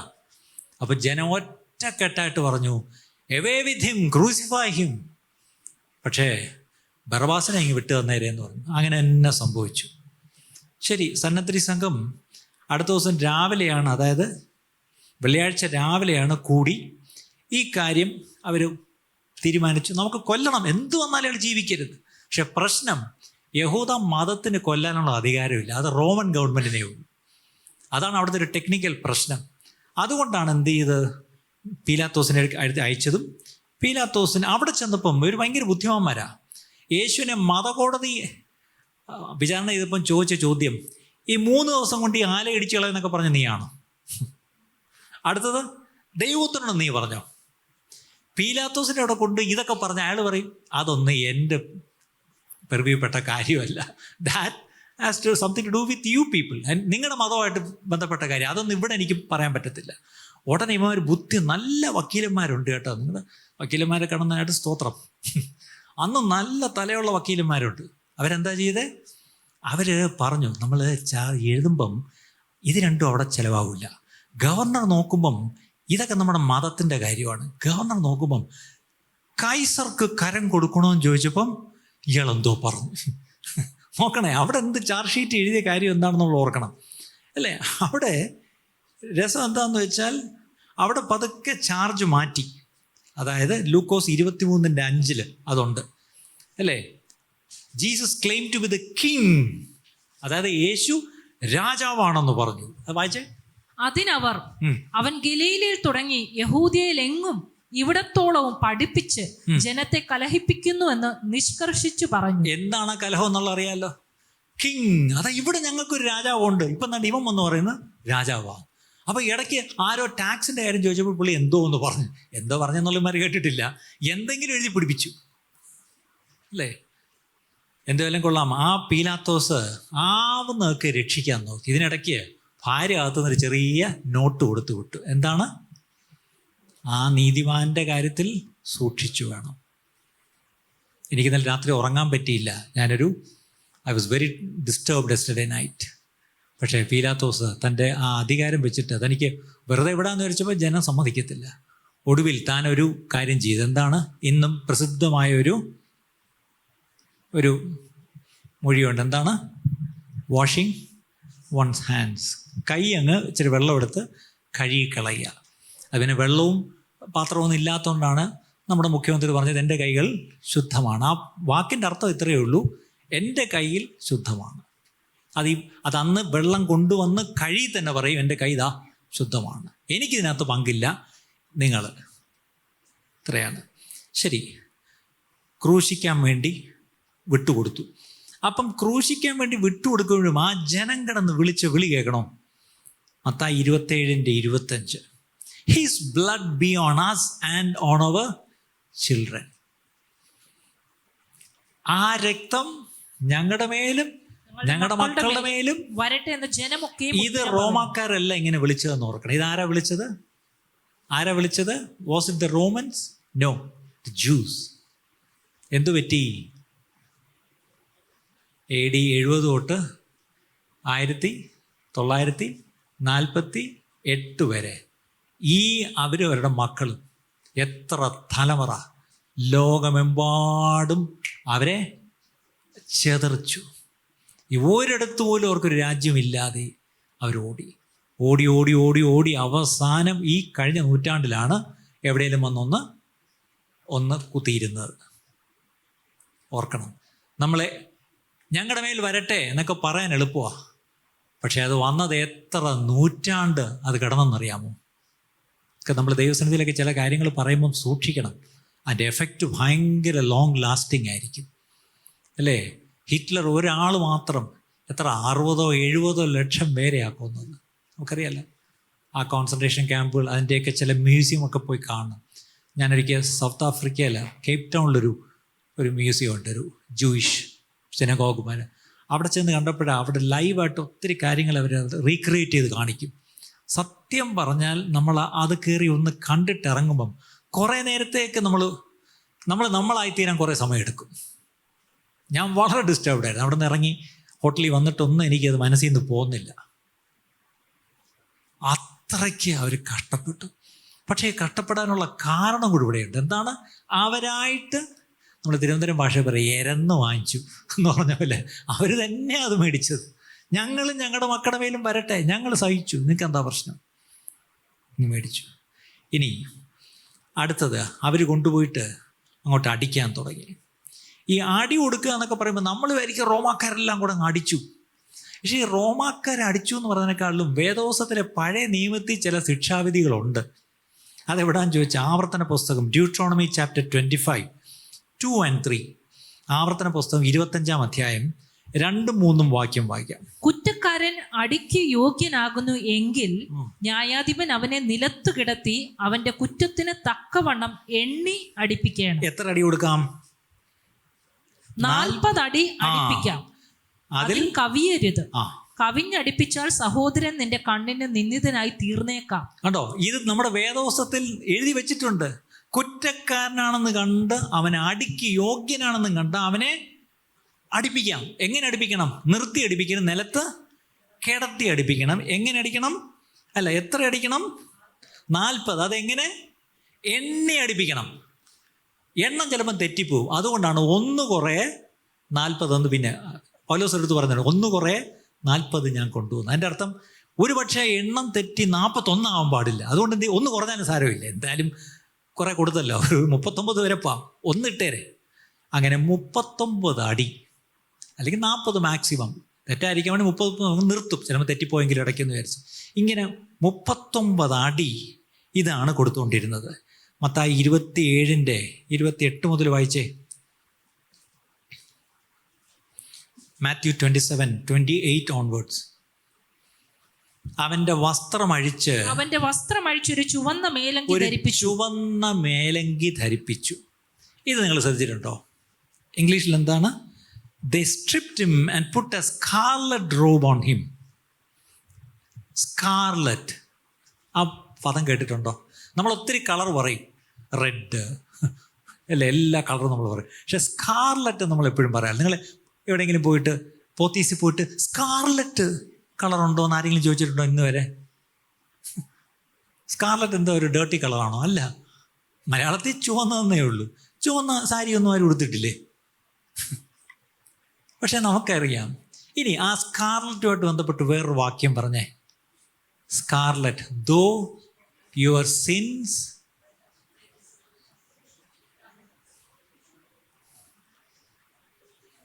അത് നിങ്ങൾക്ക് എന്ത് മനസ്സിലായത്? ഇന്ന് ഒരു സമയത്തേക്ക് പാപത്തിന് കൊടുക്കുന്നൊരു കളറാണ് സ്കാർലറ്റ്. പക്ഷെ ഇപ്പം ഒരു സ്കാർലറ്റ് അങ്കി തന്നെ ധരിപ്പിച്ചിരിക്കുന്നു. എൻ്റെയും നിങ്ങളുടെയും പാപം മുഴുവനും ഇതാ തൻ്റെ മേൽ അവൻ എടുത്തിരിക്കുന്നു. മനസ്സിലായോ?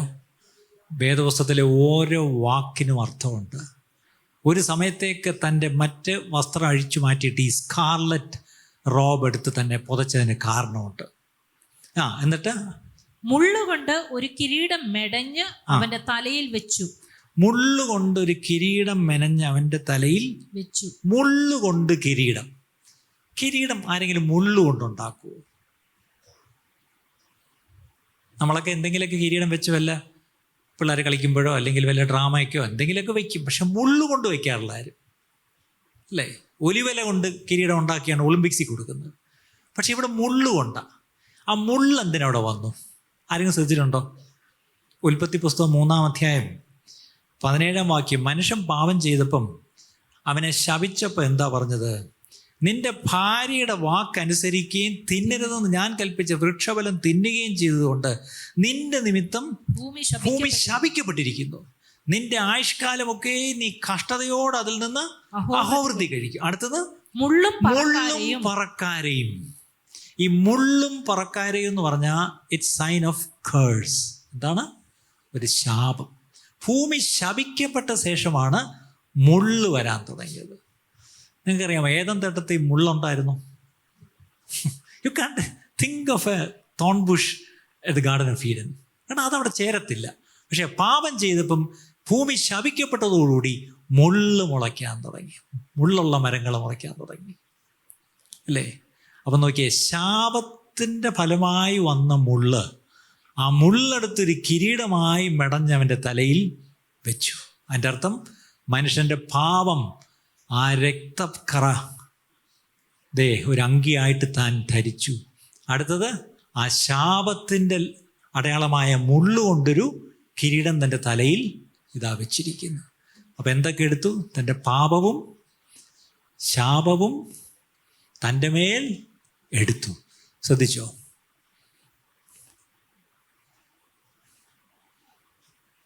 ഒരു പാട്ടുണ്ടല്ലോ, പാപവും ശാപവും നീക്കി ഞാൻ, എന്താണ്, സിയോൻ സഞ്ചാരി ഞാൻ യേശുവിൽ ചാരിഞ്ഞ എന്നുള്ളിടത്ത് അല്ലേ? നമ്മളെപ്പോഴും ഓർക്കണം, യേശുവിൻ്റെ ക്രൂശ് മരണത്തിലൂടെ നമ്മുടെ പാപം മാത്രമല്ല, നമ്മുടെ ശാപവും നീക്കി.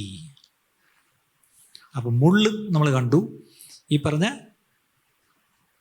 ചുവന്ന അങ്കിയും നമ്മൾ കണ്ടു. യെശയ്യാ 1:18 നമ്മൾ വായിച്ചത്, വരുവിൻ നമുക്ക് തമ്മിൽ വാദിക്കാം എന്ന് യഹോവ അരുളിച്ചെയ്യുന്നു, നിങ്ങളുടെ പാപങ്ങൾ കടും ചുമപ്പ് കടും ചുമപ്പ് ആയിരുന്നാലും ഹിമം പോലെ വെളുക്കും, രക്താംബരം പോലെ ചുവപ്പായിരുന്നാലും പഞ്ഞി പോലെ ആയിത്തീരും.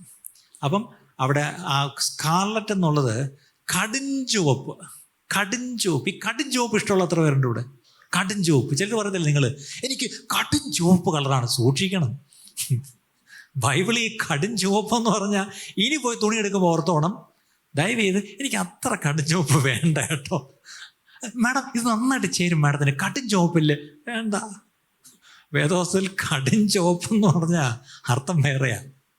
കടും ചുവപ്പ് പോലെ ആണെങ്കിലും രക്താംബരം പോലെ ആണെങ്കിലും പഞ്ഞി പോലെ ഹിമം പോലെ വെളുപ്പിക്കും എന്നാണ് പറഞ്ഞിരിക്കുന്നത്. ശരി. മത്തായി 27:31 വാക്യം, നേരത്തെ വസ്ത്രം അഴിച്ചു ചുവന്ന മേലങ്കി ധരിപ്പിച്ചു കിരീടവും വെച്ചു. ശരിയാ. അടുത്തത് 31 വാക്യത്തിൽ അവനെ പരിഹസിച്ചു തീർന്നപ്പോൾ. ചിലപ്പോൾ ഞാൻ ബൈബിളിലെ ആ ഒരു ഫ്രേസ് ശ്രദ്ധിക്കും, പരിഹസിച്ച് തീർന്നതിൻ്റെ അർത്ഥം ഇനി പരിഹസിക്കാൻ ആരും ബാക്കിയില്ല, ഇനി പ്രത്യേകിച്ച് പരിഹസിക്കാൻ ഒന്നും ഇല്ല, എല്ലാം കഴിഞ്ഞു.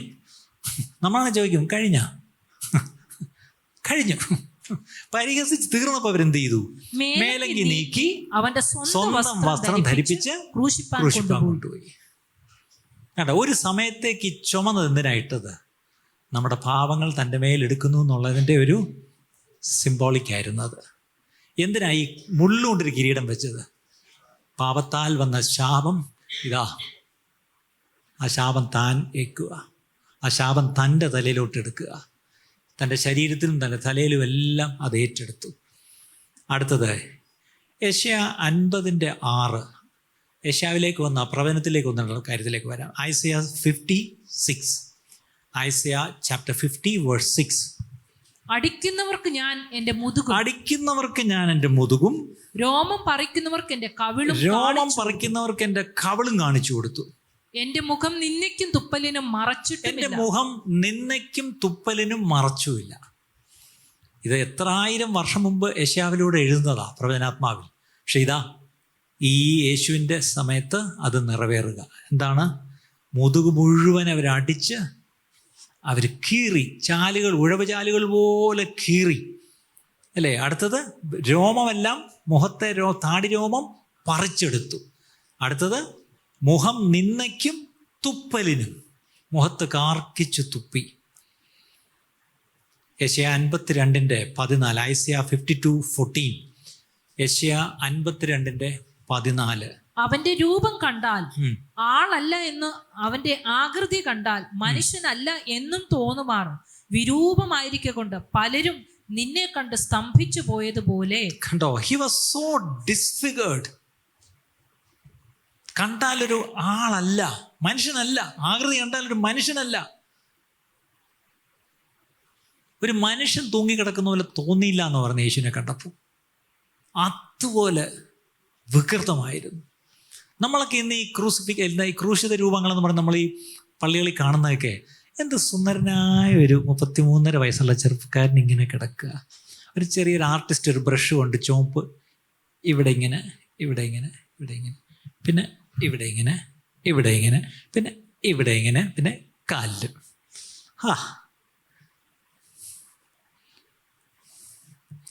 എന്ത് സുന്ദരനായ യേശുവിനെയാണ് നമ്മൾ മനുഷ്യർക്ക് കാണിച്ചു കൊടുക്കുന്നത്. വേദോസ്തവം പറയുന്നു, ആ യേശുവിൻ്റെ കിടപ്പ് കണ്ടാൽ ഒരാളല്ല എന്ന് തോന്നുമാറും വിരൂപമായിരുന്നു യേശു.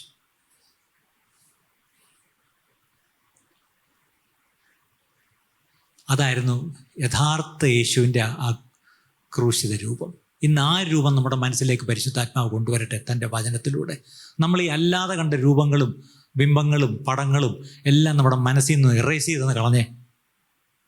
ഈ യേശുവിൻ്റെ രൂപം ഒരു വലിയ പ്രശ്നമാണ്. ഞാൻ തമാശയായിട്ട് പറയും, വേളാങ്കണ്ണിയിലെ യേശു ഒന്ന്, പോട്ടയിലെ യേശു ഒന്ന്, ക്രിസ്തുരാജൻ വേറൊന്ന്, ജീസസ് ഫിലിമിലെ ഒന്ന്, മറ്റേ പാഷൻ ഓഫ് ക്രൈസ്റ്റിലെ വേറൊന്ന്, പഴയ മിശിഹാചരിത്രം ഡബ് ചെയ്ത് അത് വേറൊന്ന്.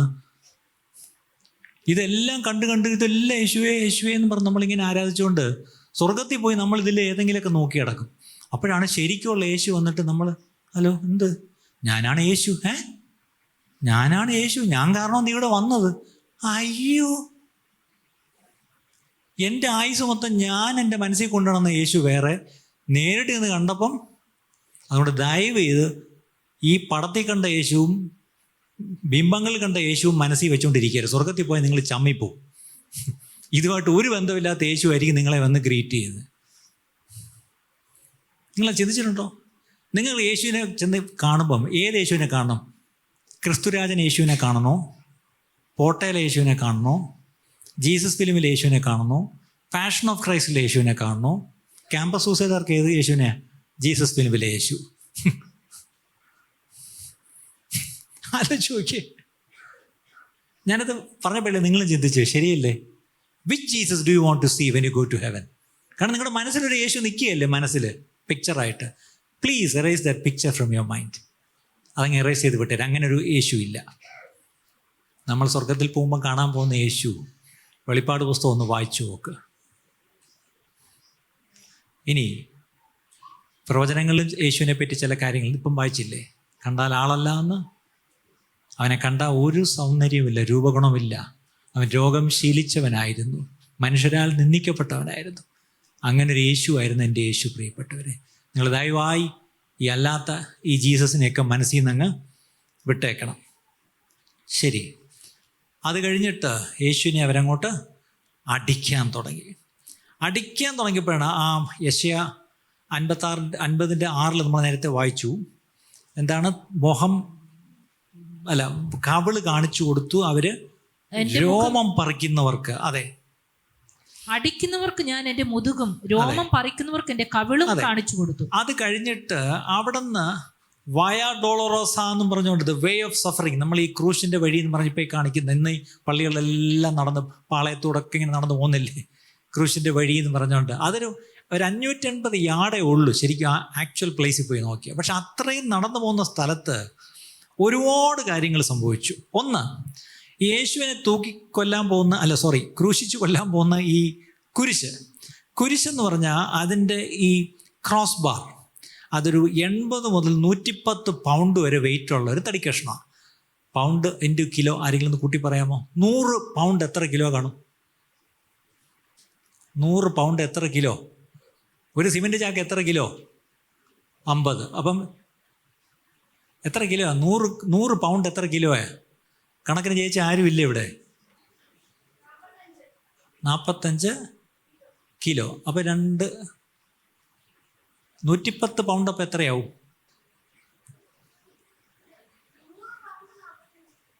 100 പൗണ്ട് 45 കിലോ. ഓ മോളെ, നീ കണക്കിന് ജയിച്ചല്ലേ? കൊള്ളാം. ദൈവമേ, കണക്കിന് ജയിക്കുന്ന പിള്ളേർ ഇവിടെ ഉണ്ട് കേട്ടോ. ഇത്രയും കനമുള്ള നമ്മൾ ഈ ക്രൂശ് എടുത്തുകൊണ്ട് പോയി എന്ന് പറയുമ്പം ശരിക്കും പറഞ്ഞാൽ ഹിസ്റ്ററി പറയുന്നത് ഇങ്ങനെ ക്രോസ് ആയിട്ടിരിക്കുന്ന, അതാണ് നമ്മൾ ക്രോസ് എന്ന് പറയുന്നത്. ഇത് ചുമന്നുകൊണ്ട് പോയെന്നാണ് പറയുന്നത്. അങ്ങനല്ല. അതിൻ്റെ ഈ ഒരു കഷ്ണം മാത്രം, പാറ്റുകുലം എന്ന് പറയും, അതിങ്ങനെ ഈ കൈ വെച്ചടിക്കാനുള്ള, അതിനെയാണ് വെച്ച് കെട്ടി ചുമന്നുകൊണ്ട് പോകുന്നത്. മറ്റേ സാധനം അവിടെ സ്പോട്ടിലുണ്ട്. ഇതാണ് ചുമന്നുകൊണ്ട് നമ്മൾ പോകുന്നത്. പക്ഷെ അത് തന്നെ നല്ല വെയിറ്റാണ്. അതും കൊണ്ട് ആ പടി കയറി പോയപ്പോഴാണ് എവിടെ ചെന്ന് ആദ്യം ഒന്ന് വീണപ്പോൾ നന്നായിട്ട് നെഞ്ചത്തൊരു ഇടി ഈ തടി കൊണ്ട് കിട്ടിയെന്നാണ് പറയുന്നത്. കാരണം നന്നായിട്ടൊരു പങ്ക്ചർ കിട്ടി, നന്നായിട്ട് നെഞ്ചിൻ്റെ ഈ സൈഡിൽ. അങ്ങനെ ഇവർ കൊണ്ടുപോയി അവിടെ കൊണ്ടു ചെന്നിട്ടാണ് ഏകദേശം 5-6 ഇഞ്ച് നീളമുള്ള നീണ്ട ഇരുമ്പാണി ഈ 2 കൈയിലങ്ങ് ആഞ്ഞടിച്ചു. അപ്പം എവിടെയാണ് അടിച്ചതെന്നുള്ളത് നമുക്ക് ഊഹിക്കാം. ഇവിടെ അല്ല, പാമിലല്ല. അവിടെ അടിച്ചാൽ മറ്റെങ്കിൽ കീറിപ്പോവും. പക്ഷേ ഈ റിസ്റ്റിലാണ് അടിച്ചത്. ഓക്കെ, ഇവിടേക്കും ഡോക്ടേഴ്സ് പറഞ്ഞ ഈ റിസ്റ്റിൽ ഈ 2 എല്ലിൻ്റെ ഇടയ്ക്കുള്ള ആ സ്ഥലത്തേക്ക് നല്ല സൂക്ഷിച്ചാണ് അവർ അണിയടിച്ച് കയറ്റുന്നത്. എന്നാലേ ഇത് ഹോൾഡ് ചെയ്ത് നിൽക്കത്തുള്ളൂ. അപ്പം അതങ്ങോട്ട് അടിച്ച് 2 സൈഡിലും അടിച്ചിട്ട് ഇതിലോട്ട് വെച്ചിട്ട് അങ്ങ് പൊക്കി അതിലോട്ട് ഫിറ്റ് ചെയ്ത് കഴിഞ്ഞാൽ, ആ എടുത്ത് ഫിറ്റ് ചെയ്ത് കഴിയുമ്പം ഒരു അവസ്ഥയുണ്ട്. ആ അവസ്ഥയെന്ന് പറഞ്ഞാൽ ശരിക്കും പറഞ്ഞാൽ ശ്വാസം മൊത്തത്തിൽ വിടാൻ പറ്റത്തില്ല. ഇതിനിടയ്ക്ക് തലേന്ന് കൊണ്ടുള്ള ഈ ഒരു ഉറങ്ങിയിട്ടില്ല, കഴിച്ചിട്ടില്ല, ഈ പറഞ്ഞ പോലെ അടി, ഈ പറഞ്ഞ പോലെ ഒത്തിരി ബ്ലീഡിങ് ഉണ്ടായിട്ടുണ്ട്. ഈ തലയിൽ വെച്ച് അടിച്ചിറക്കി, ഈ പറഞ്ഞ പോലെ ദേഹത്ത് ഈ നീണ്ട ചാട്ടവാറെന്ന് പറഞ്ഞാൽ ഒരു വലിയ ദണ്ടിൻ്റെ അറ്റത്ത് തോൽ വാറുകൾ വെച്ചിട്ട് അതിൻ്റെ അകത്ത് എല്ലും കഷ്ണങ്ങളും ഈയക്കട്ടികളുമാണ് വെച്ചിരിക്കുന്നത്. അത് വെച്ചിട്ട് ഒരു പടയാളി ഈ ഒരു പോസ്റ്റ് ഒരു പോൾ എന്താ പറയുക ഒരു കുറ്റിയിലോട്ട് ഇങ്ങനെ ബന്ധിച്ച് വെച്ചിട്ടാണ് ഒറ്റ അടി അടിച്ചിട്ട് ഇതിങ്ങനെ പോയി ചുറ്റും ദേഹത്ത്.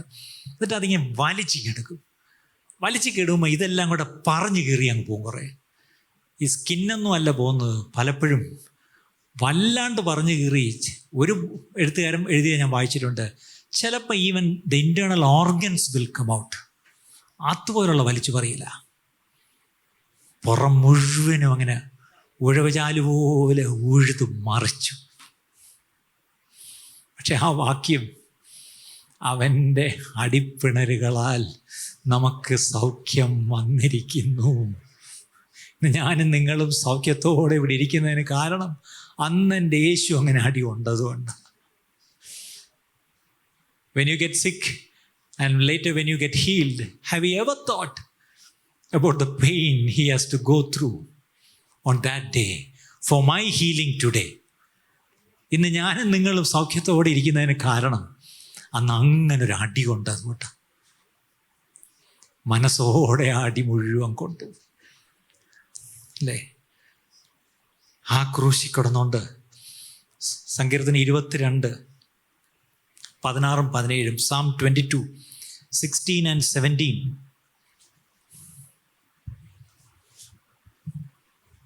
നായ്ക്കൾ എന്നെ വളഞ്ഞു, ദുഷ്ടന്മാരുടെ കൂട്ടം എന്നെ ചുറ്റിയിരിക്കുന്നു, അവർ എന്റെ കൈകളെയും കാലുകളെയും. കണ്ടോ, നായ്ക്കൾ എന്നെ വളഞ്ഞു, ദുഷ്ടന്മാരുടെ കൂട്ടം എന്നെ ചുറ്റിയിരിക്കുന്നു, അവരെന്റെ കൈകളെയും കാലുകളെയും തുളച്ചു, ആണി കൊണ്ട് തുളച്ചു. കണ്ടോ, സങ്കീർത്തനത്തിൽ പ്രവചനം ആയിട്ട് മുന്നമേ എഴുതി വെച്ചിരിക്കുക. അടുത്തത്, എന്റെ അസ്ഥികളൊക്കെ എനിക്ക് അവരെന്നെ ഉറ്റുനോക്കുന്നു. അവരെന്നെ അസ്ഥികളൊക്കെ എനിക്ക് എണ്ണാം. ഈ ഒരു എന്താ പെരിക്കാർഡിയം എന്താ പറയുന്നേ, വാട്ട് ഈസ് ഈ ഏരിയ, ഈ എൻ്റെ ഈ വാരിയലുകളൊക്കെ എനിക്ക് എണ്ണാം. ഇതിങ്ങനെ. അടുത്തത്, അവരെൻ്റെ വസ്ത്രം പകുത്തെടുത്തു, എൻ്റെ അങ്കിക്കായി അവര് ചീട്ടിടുന്നു. ഇതെല്ലാം കഴിഞ്ഞിട്ട് തന്നെ ക്രൂശിലെടുത്ത് ഉയർത്തിയപ്പോഴാണ് യെശയ്യാ 52:13, ഐസിയ 52:13, എൻ്റെ ദാസൻ കൃതാർത്ഥനാകും, അവൻ ഉയർന്നു പൊങ്ങി അത്യന്തം ഉന്നതനായിരിക്കും. പക്ഷെ ഉയർന്നു പൊങ്ങി ഉന്നതനായിരിക്കും എന്ന് പറഞ്ഞാൽ എവിടെയാണ്? ഗോൽഗൊഥ എന്നൊരു മേട്ടിൽ, ആ കുന്നും ദൂരെ നിന്ന് കണ്ട ഒരു സ്കള്ളിൻ്റെ രൂപം, തലയോടിടം എന്നങ്ങനെ പേര് വന്നേ.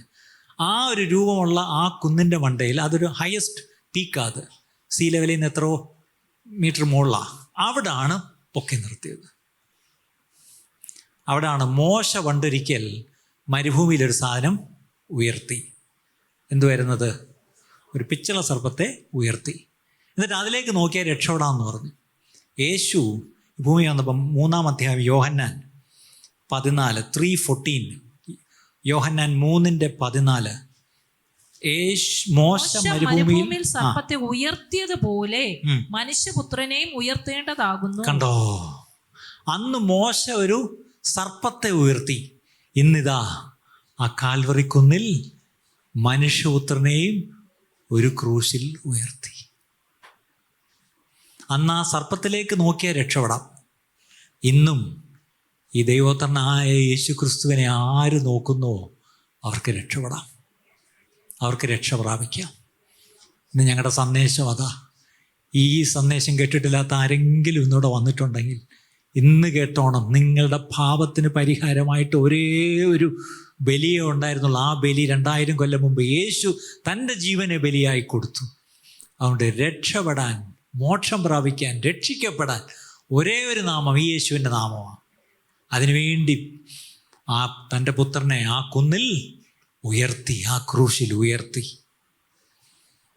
ഇനി ആ ക്രൂശ് എന്ന് പറയുന്ന ആ സ്ഥലം, ആക്ച്വൽ സൈറ്റ് ഏതാണെന്നറിയാമോ?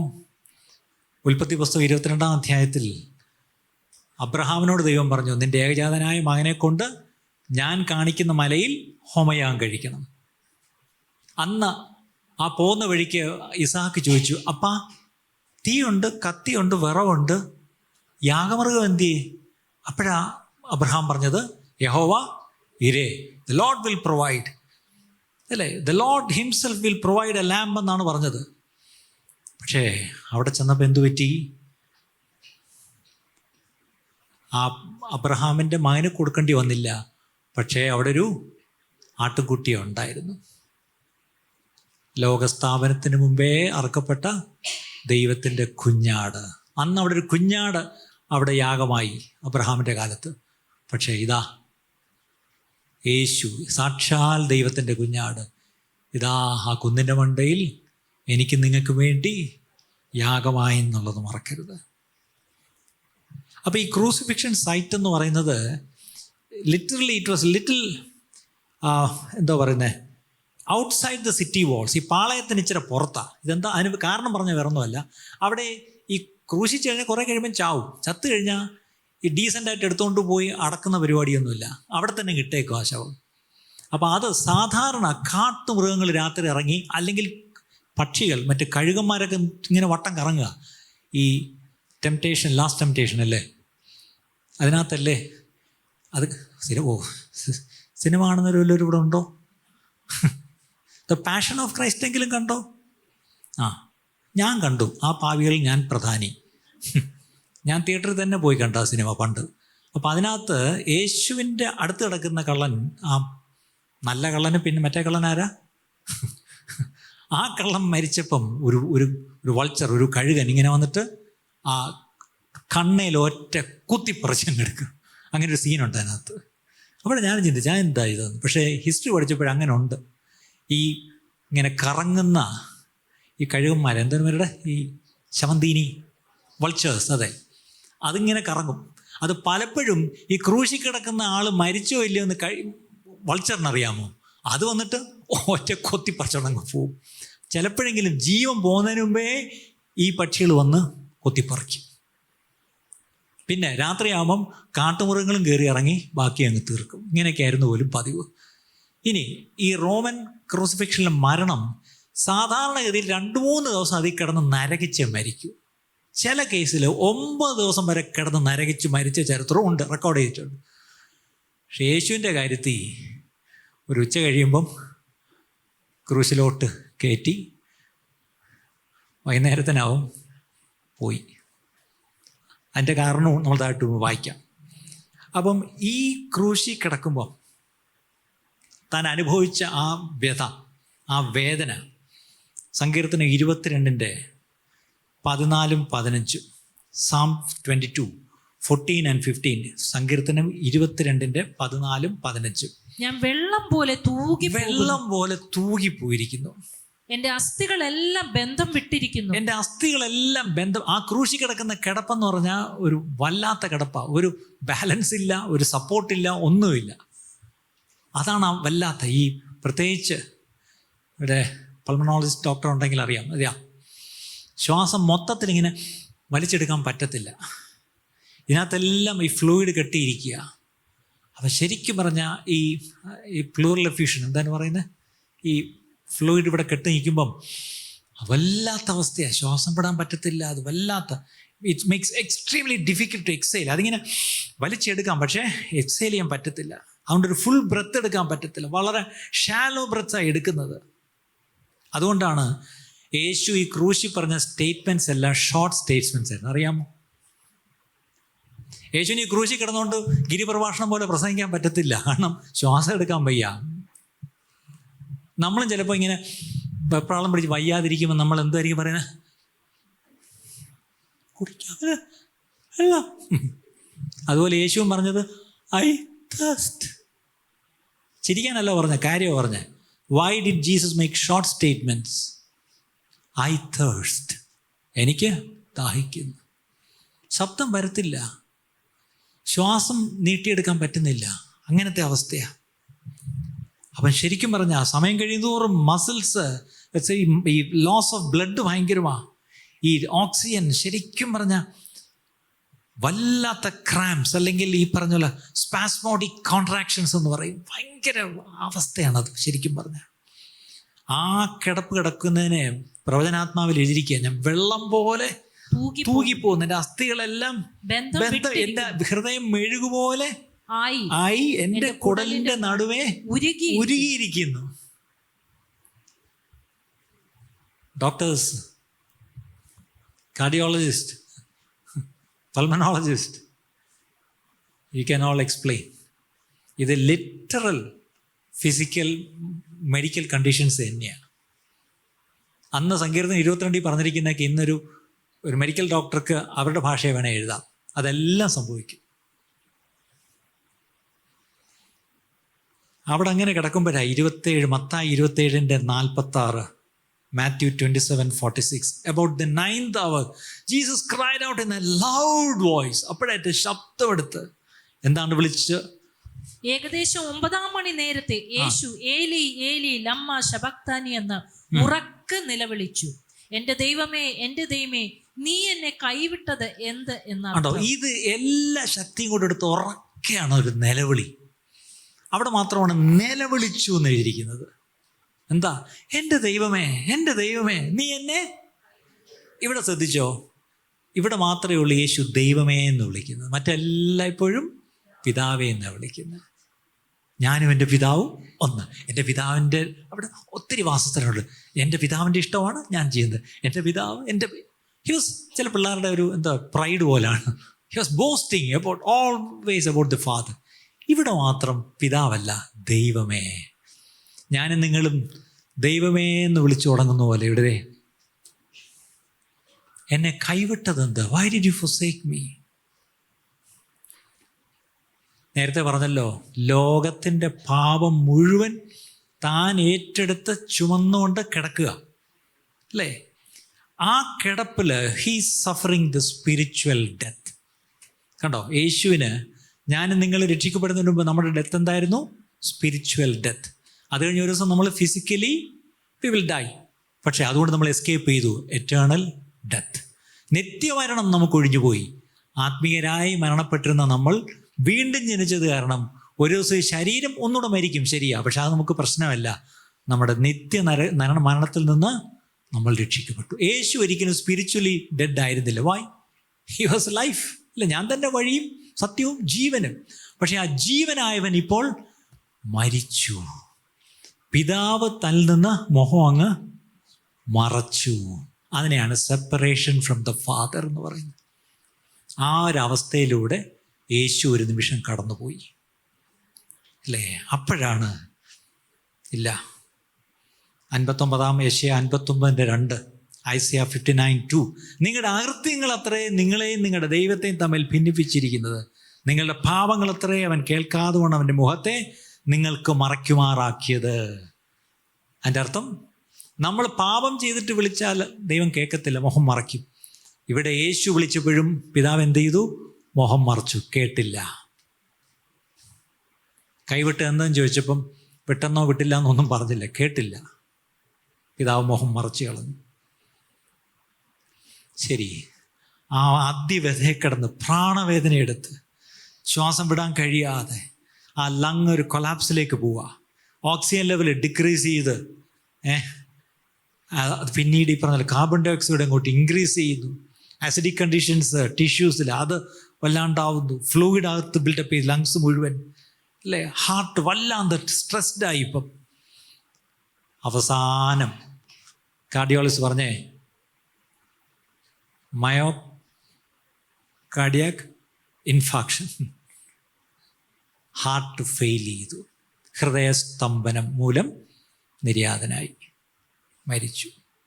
പക്ഷേ മരിക്കുന്നതിന് മുമ്പ് ഓർക്കണം, ശരിക്കും പറഞ്ഞാൽ ആ mechanism of death in crucifixion was suffocation.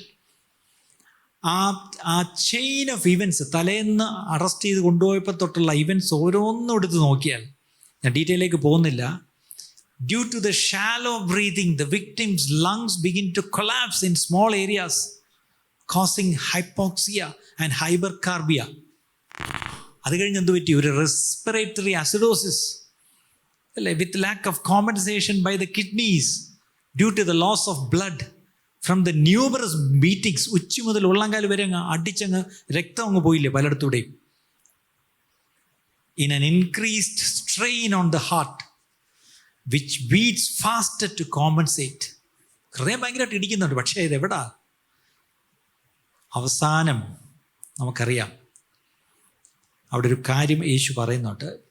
ആ ജീവൻ പോകുന്നതിന് മുമ്പ് 2 കാര്യങ്ങൾ നടന്ന് നിങ്ങൾ ശ്രദ്ധിക്കുന്നുണ്ടോ എന്ന് അറിയത്തില്ല. മത്തായി 27:34, മാത്യു 27:34. അവന് കയ്പ് കലക്കിയ വീഞ്ഞ് കുടിപ്പാൻ കൊടുത്തു.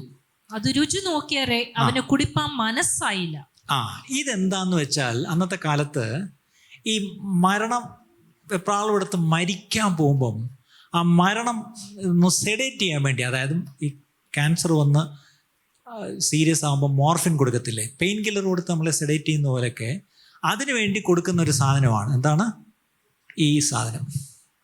അന്ന് മോർഫിൻ ഇല്ലാത്തതുകൊണ്ട് ഈ കയ്പ് കലക്കി വീഞ്ഞ് കൊടുക്കും. അത് കുടിച്ചു കഴിഞ്ഞാൽ കുറച്ച് നേരത്തേക്ക് എന്തെങ്കിലും തലയൊന്ന് കിറുങ്ങി ആ വേദന അത്ര അങ്ങോട്ട് അറിയത്തില്ല, അത്രയേ ഉള്ളൂ. ഇനി ആ സാധനം ഉണ്ടാക്കി കൊടുക്കുന്നത് അവിടുത്തെ ഒരു സേവികാ സമാജം, സഹോദരി സമാജം എന്നൊക്കെ പറയുന്ന പോലത്തെ, ഇന്നത്തെ YWCA എന്ന് പറഞ്ഞാൽ അവിടുത്തെ ജൂയിഷ് കുറേ എലീറ്റ് വുമൺ ഉണ്ടായിരുന്നു. അവരുടെ ഒരു വലിയ പരിപാടിയാണ് ഇങ്ങനെ തൂക്കിക്കൊല്ലുന്ന ഈ ക്രിമിനൽസിന് അല്പം കാടി കലക്കി അതിൻ്റെ സ്റ്റിക്കറൊക്കെ ഒട്ടിക്കുമായിരിക്കും, ഡൊണേറ്റഡ് ബൈ എസ്തേഴ്സ് ഫെലോഷിപ്പ്. അന്നത്തെ ഒരു അവിടുത്തെ വിമൻസ് ഫെലോഷിപ്പിൻ്റെ ഒരു ചാരിറ്റി ആയിരുന്നു ഈ സാധനം കൊണ്ട് ചാവാൻ പോകുന്നവന് കൊടുക്കുന്നത്. അത് കൊണ്ടിട്ട് വന്ന് നിൽക്കുക, എന്താണ് കൊടുക്കാൻ. യേശു അതിനെ ഒന്ന് രുചിച്ച് നോക്കിയപ്പം ഇത് പെയിൻ കില്ലറാണെന്ന് മനസ്സിലായി, വേണ്ടാന്ന് പറഞ്ഞു. എന്തിനാ അതിൻ്റെ അർത്ഥം? ഞാൻ ആ വേദന മുഴുവൻ, അതിൻ്റെ ഫുൾ ഇത് ഞാൻ അനുഭവിച്ച് തന്നെ മരിച്ചേക്കാം. ഒരിടത്തും ഒരു ഷോർട്ട് കട്ട് എടുത്തില്ല എൻ്റെ യേശു. നമ്മളായിരുന്നു കിടന്ന് നിലവിളിച്ചേനെ, എന്തെങ്കിലും ഒന്ന് കുത്തിവെച്ച് എന്നെ മയക്കോ, എന്തെങ്കിലും ഒന്ന്, അയ്യോ അതാ കാടിയെങ്കിൽ താ ഇങ്ങോട്ട് താ, ഞാൻ മൊത്തം കുടിച്ചേക്കാം. കാര്യം വേദന അറിയാതെ അങ്ങ് മരിക്കാമല്ല. എൻ്റെ യേശു ഒരു മോർഫിനും എടുത്തില്ല, ഒരു പെയിൻ കില്ലറും, ഒരു സെഡേറ്റീവും ഒന്നും എടുക്കാതെ പച്ചയ്ക്ക് ആ വേദന മുഴുവൻ അനുഭവിച്ച് എൻ്റെ യേശു മരിച്ചു.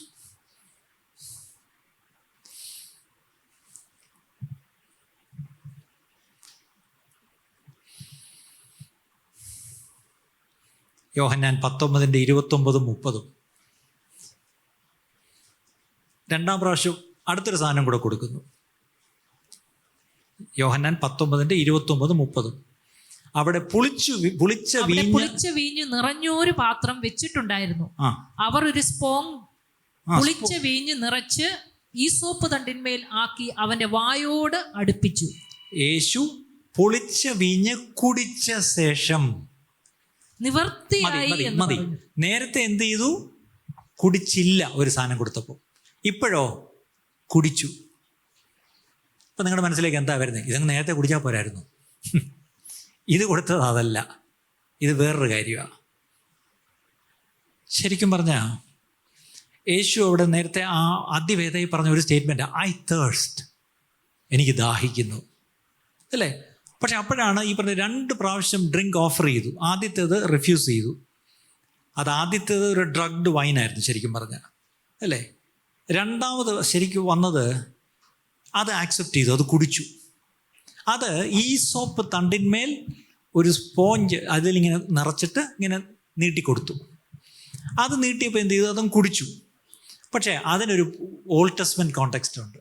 ആർക്കെങ്കിലും ഓർമ്മ വരുന്നുണ്ടോ? പുറപ്പാട് പുസ്തകം 12:22, എക്സഡസ് 12:22. പുറപ്പാട് 12:22. ഈ സോപ്പ് ചെടിയുടെ ഒരു കെട്ടെടുത്ത് കിണ്ണത്തിലുള്ള രക്തത്തിൽ മുക്കി കിണ്ണത്തിലുള്ള രക്തം കുറുമ്പടിമേലും കട്ടിളക്കാൽ 2 തേക്കണം. പിറ്റേനാൾ വെളുക്കും വരെ നിങ്ങളിൽ ആരും വീട്ടിന്റെ വാതിലിന് പുറത്തിറങ്ങരുത്. ഇതെന്താ നിങ്ങൾക്ക് മനസ്സിലായത്? ആ ഒരു കിണ്ണത്തിലുള്ള രക്തം കുറുമ്പടിമേലും കട്ടിൽക്കമേലും തേക്കണം, പുരട്ടണം എന്നൊക്കെ നമ്മൾ പറഞ്ഞു. ഇപ്പോൾ ഇവിടെ കുത്തി മേലോട്ട് കൊടുക്കുന്ന സാധനം എന്താ? പുളിച്ച വീഞ്ഞ്. ഈ പുളിച്ചതും വീഞ്ഞ് എന്ന് പറയുമ്പം which is made from grape juice and east, അല്ലെങ്കിൽ ദാറ്റ് വിച്ച് ഈസ് സോഡ് എന്ന് അവിടെ കാണുന്നത്. ലീവൻഡ് എന്ന് വേറെടുത്ത് എഴുതിയിരിക്കുന്നു. ഈ പുളിപ്പ്, അല്ലെങ്കിൽ ഈ അറിയാമല്ലോ നമ്മൾ ഈസ്റ്റ് വെച്ച് പുളിക്കുക എന്ന് പറയത്തില്ലേ, ബൈബിളിൽ ഈ പുളിപ്പെന്ന് പറയുന്നത് പാപത്തെയാണ് കാണിക്കുന്നത്. അറിയാമോ? പരീശന്മാരുടെ പുളിച്ച, അപ്പം ഈ പുളിപ്പെന്ന് പറയുന്നത് ശരിക്കും പറഞ്ഞാൽ പാപത്തെ സിംബോളിക്കാണ്. അപ്പം അന്ന് ആ ഡ്രിങ്ക് കൊടുത്തപ്പം യേശു അങ്ങ് കുടിച്ചു. It is symbolic of his taking the sins of the world into his body. ലോകത്തിലെ സകല മനുഷ്യരുടെയും പാപം ഇതാ താൻ ഏറ്റെടുക്കുന്നു. അതാ അവനെ കാൽവറി ക്രൂശിൽ പാപമാക്കി തീർത്തു. He made him sin. He didn't sin, commit any sin, പക്ഷെ പാപമാക്കി തീർത്തു. താൻ പാപിയല്ലായിരുന്നു, പാപവും ചെയ്തിട്ടില്ല, പക്ഷെ ലോകത്തിലെ എല്ലാവരുടെയും പാപം തൻ്റെ മേലായി. ഇപ്പം അത് കുടിച്ചു. എന്നിട്ട് അവിടെ കിടന്നിട്ട് യേശു ഒരിക്കൽ യോഹന്നാൻ 10:17-18 പറഞ്ഞിട്ടുണ്ട്, ഞാൻ എന്ത് ചെയ്യുന്നു? എൻ്റെ ജീവനെ എടുക്കാൻ, എന്റെ ജീവനെ വീണ്ടും പ്രാപിക്കേണ്ടതിന് ഞാൻ അതിനെ കൊടുക്കുന്നത് കൊണ്ട് പിതാവ് എന്നെ സ്നേഹിക്കുന്നു. ആരും അതിനെ എന്നോട് എടുത്തു കളയുന്നില്ല. ആരും അതിനെ എന്നോട് എടുത്തു കളയുന്നു. യേശുവിന്റെ ജീവൻ ആർക്കും എടുക്കാൻ പറ്റില്ല. റോമാക്കാർക്കും എടുക്കാൻ പറ്റത്തില്ല, ആർക്കും പറ്റത്തില്ല. ഞാൻ തന്നെ അതിനെ കൊടുക്കുന്നു. ഞാൻ തന്നെ അതിനെ കൊടുക്കുന്നു. അതുകൊണ്ടാണ് ലൂക്കോസ് 23:46 ഉറക്കെ വിളിച്ചു ഒന്നുകൂടെ, father, in your hands I commit my spirit. When he had said this, he തൻ്റെ പ്രാണനെ വിട്ടു. അപ്പം ഇനി പറ, യേശുവിനെ അവർ കൊന്നതാണോ? യേശു പ്രാണനെ വിട്ടു. അതിനു മുമ്പായിട്ട് എന്ത് ചെയ്തു? പിതാവിൻ്റെ കയ്യിലോട്ട് കൊടുത്തു. യേശുവിനെ കൊല്ലാൻ യഹൂദന്മാർക്കോ റോമക്കാർക്കോ കഴിഞ്ഞോ? അങ്ങനെയാണെങ്കിൽ ഇല്ല. Into your hands, Father, I commit my spirit. ശരി, ഈ സന്ധ്യ ആ നേരത്ത് ഇമാരൊക്കെ മരിച്ചോ നോക്കാൻ വേണ്ടി ചെന്നു. മരിച്ചില്ലെങ്കിൽ കാല് പിടിച്ചൊന്നു ഒടിക്കുന്നൊരു പരിപാടിയുണ്ട്. പക്ഷെ അത് ഒടിക്കാൻ വേണ്ടി ചെന്നപ്പം യേശുവിന് അനക്കമില്ല. അപ്പം അതിന് ഒരു ടെസ്റ്റ് ചെയ്യണം. കാലൊടിക്കുന്നതിന് മുമ്പ് ഒരു കുന്തം എടുത്തുകൊണ്ട് ഒറ്റ കുത്തിയപ്പം ആ ലങ്സിൽ കെട്ടിയുന്ന വെള്ളം എല്ലാം കൂടെ അങ്ങ് പോയി, കൂട്ടത്തിൽ ബ്ലഡും പോയി, മരിച്ചു എന്നും പിടികിട്ടി. അസ്ഥി ഒടിച്ചില്ല, അവൻ്റെ അസ്ഥികളിലൊന്നും പോലും ഒടിയത്തില്ല എന്നുള്ള പ്രവചനവും നിവൃത്തിയായി. പക്ഷെ അപ്പുറം കിടന്നതിൻ്റെയൊക്കെ കാര്യം എന്താണെന്ന് നമുക്ക് ഊഹിക്കാവുന്നേ ഉള്ളൂ. അവൻ്റെയൊക്കെ ഒടിച്ച് കാണും. പക്ഷെ എൻ്റെ കർത്താവിൻ്റെ അസ്ഥി ഒന്നും ഒടിച്ചില്ല. അതാ ഇവിടെ ഈ റിസ്റ്റിനിടയിൽ കൂടെ കുത്തി എന്ന് പറയുമ്പോൾ ഈ അസ്ഥി പോലും ഒടിഞ്ഞില്ല. അത്ര ക്ലിയറായിട്ടാണ് എല്ലാം ചെയ്തിരിക്കുന്നത്. അവസാനം അവിടെ നിന്ന് ഇറക്കി കൊണ്ടുവന്ന് പൊതിഞ്ഞ് ഈ പറഞ്ഞ പോലെ ആരെയും വെച്ചിട്ടില്ലാത്തൊരു പുതിയ കല്ലറയിൽ വെച്ചു. എൻ്റെ സമയം കഴിഞ്ഞുകൊണ്ട് ഞാൻ നിർത്തുക. അതിൻ്റെ ഡീറ്റെയിലോട്ടൊന്നും ഇനി പോണ്ട. നമ്മൾ അത്യാവശ്യം ഡീറ്റെയിലൊക്കെ കണ്ടു. ഇന്ന് what does is crucifixion mean to you and me? ഈ യേശുവിൻ്റെ ക്രൂശീകരണം എനിക്കും നിങ്ങൾക്കും, how do you take it? യേശുവിൻ്റെ മരണം ഇങ്ങനെ പടിപ്പടിയായിട്ട് ഘട്ടം ഘട്ടമായിട്ട് കേട്ട് അറിഞ്ഞ് ഇമോഷണലി നിങ്ങൾ പലരുടെയൊക്കെ കണ്ണൊക്കെ നിറഞ്ഞൊഴുകുന്നത് ഞാൻ കണ്ടു. പക്ഷെ അതുകൊണ്ട് കാര്യമായില്ല.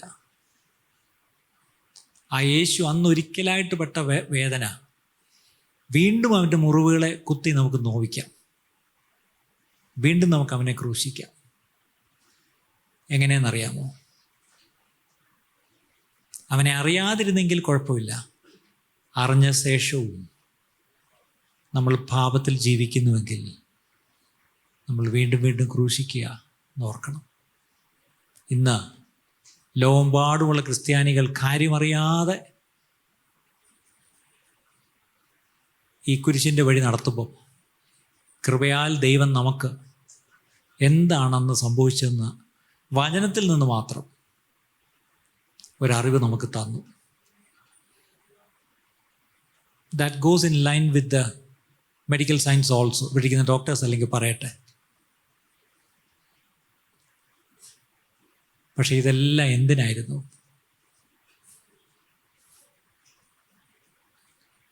ആ ക്രൂശിലേക്കൊന്ന് നോക്കാമോ? ഒരു പഴയ പാട്ടുണ്ടല്ലോ, കണ്ടാലും കാൽവറിയിൽ കുരിശിൽ ശിരസത് ചാഞ്ഞ് പരൻ കണ്ടിടുക പ്രിയനെ നിനക്കായി മൂന്നാണികളിൽ തൂങ്ങിയിടുന്നു. എൻ്റെ ഓരോ ചരണങ്ങൾ ശ്രദ്ധിച്ചേ. അടുത്ത ചരണം നമ്മൾ നോക്കുകയാണെങ്കിൽ, ശിരസിൽ മുൾമുടി അണിഞ്ഞവനായി, ഹൃദയം നിന്നയാൽ തകർന്നവനായി, വേദനയാൽ ഏറ്റവും വലഞ്ഞവനായി, തൻ ജീവനെ വെടിയുന്നു സ്വയം നിനക്കായി. ദാഹിക്കുന്നു എന്ന് പറഞ്ഞപ്പോൾ അവരാ കൊടുത്തു, പക്ഷേ എനിക്ക് നിനക്കും വേണ്ടി അത് കുടിച്ചില്ല. പിന്നീട് കുടിച്ചു. വേദനയാൽ ഏറ്റവും വലഞ്ഞ് ജീവനെ വെടിഞ്ഞു. അടുത്ത ചരണം, ലോകസ്ഥാപനം മുതൽ അറക്കപ്പെട്ട ആ കളങ്കമില്ലാത്ത ദൈവത്തിൻ്റെ കുഞ്ഞാട് ഇതാ ലോകത്തിൻ്റെ മുഴുവൻ പാവങ്ങൾ ചുമന്നുകൊണ്ട് വാനിനും പൂവിനും മധ്യേ തൂങ്ങിടുന്നു. അടുത്തത്, സമൃദ്ധിയായി ജീവജലം തരുവാൻ പാനീയ യാഗമായി തീർന്നവനെ തന്നെ ഒരു പാനീയയാഗമായൊരു അവിടെ ആ ക്രൂശിൽ ഒഴിക്കുകയായിരുന്നു. കയ്പുനീർ ദാഹത്തിനേകിടവേ നിനക്കായവനായതും പാപം ചെയ്തു. എൻ്റെ പിതാവ് എഴുതിയൊരു പാട്ടിൻ്റെ ഒരു ചരണം ഇങ്ങനെയാണ്: ജീവജലത്തിൻ സംഭരണി ദാഹജലത്തിന് കേഴുകയോ എന്നൊരു വരിയാണ്. എന്ത് കറക്റ്റാ അല്ല? ജീവജലത്തിൻ്റെ റിസർവോയർ, ലോകത്തിനുള്ള മുഴുവൻ മനുഷ്യർക്കും കുടിക്കാവുന്ന ജീവജലത്തിൻ്റെ സംഭരണിയായി കിടക്കുന്നത്, റിസർവോയറായി കിടക്കുന്നത്. പക്ഷെ ഒരിറ്റ് ജലത്തിന് വേണ്ടി ഐ തേഴ്സ്റ്റ് എന്ന് കേഴുക. വൈ? എന്തിനാണ് അവൻ അങ്ങനെ ആ ക്രൂശിൽ കിടന്ന് കേണത്?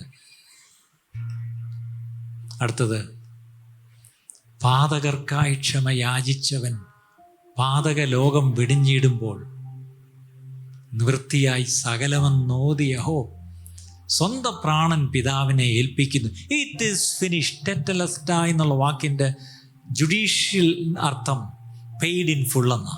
അതിൻ്റെ അർത്ഥം ഇനി പാപത്തിന് ഒന്നും പരിഹാരമായി കൊടുക്കാനില്ല, കൊടുത്ത് തീർത്തു. എൻ്റെ നിങ്ങളുടെ പാപത്തിൻ്റെ മുഴു ശിക്ഷയും മുഴു കടവും കൊടുത്ത് തീർത്തു. ഇനി ഞാൻ നിങ്ങൾ നല്ല പ്രവൃത്തിയുണ്ടോ, എന്തെങ്കിലും പുണ്യകർമ്മം കൊണ്ടോ, എന്തെങ്കിലും ഒന്നും ചെയ്ത് ഇനി ഞാനൊന്നും കൊടുക്കാനില്ല.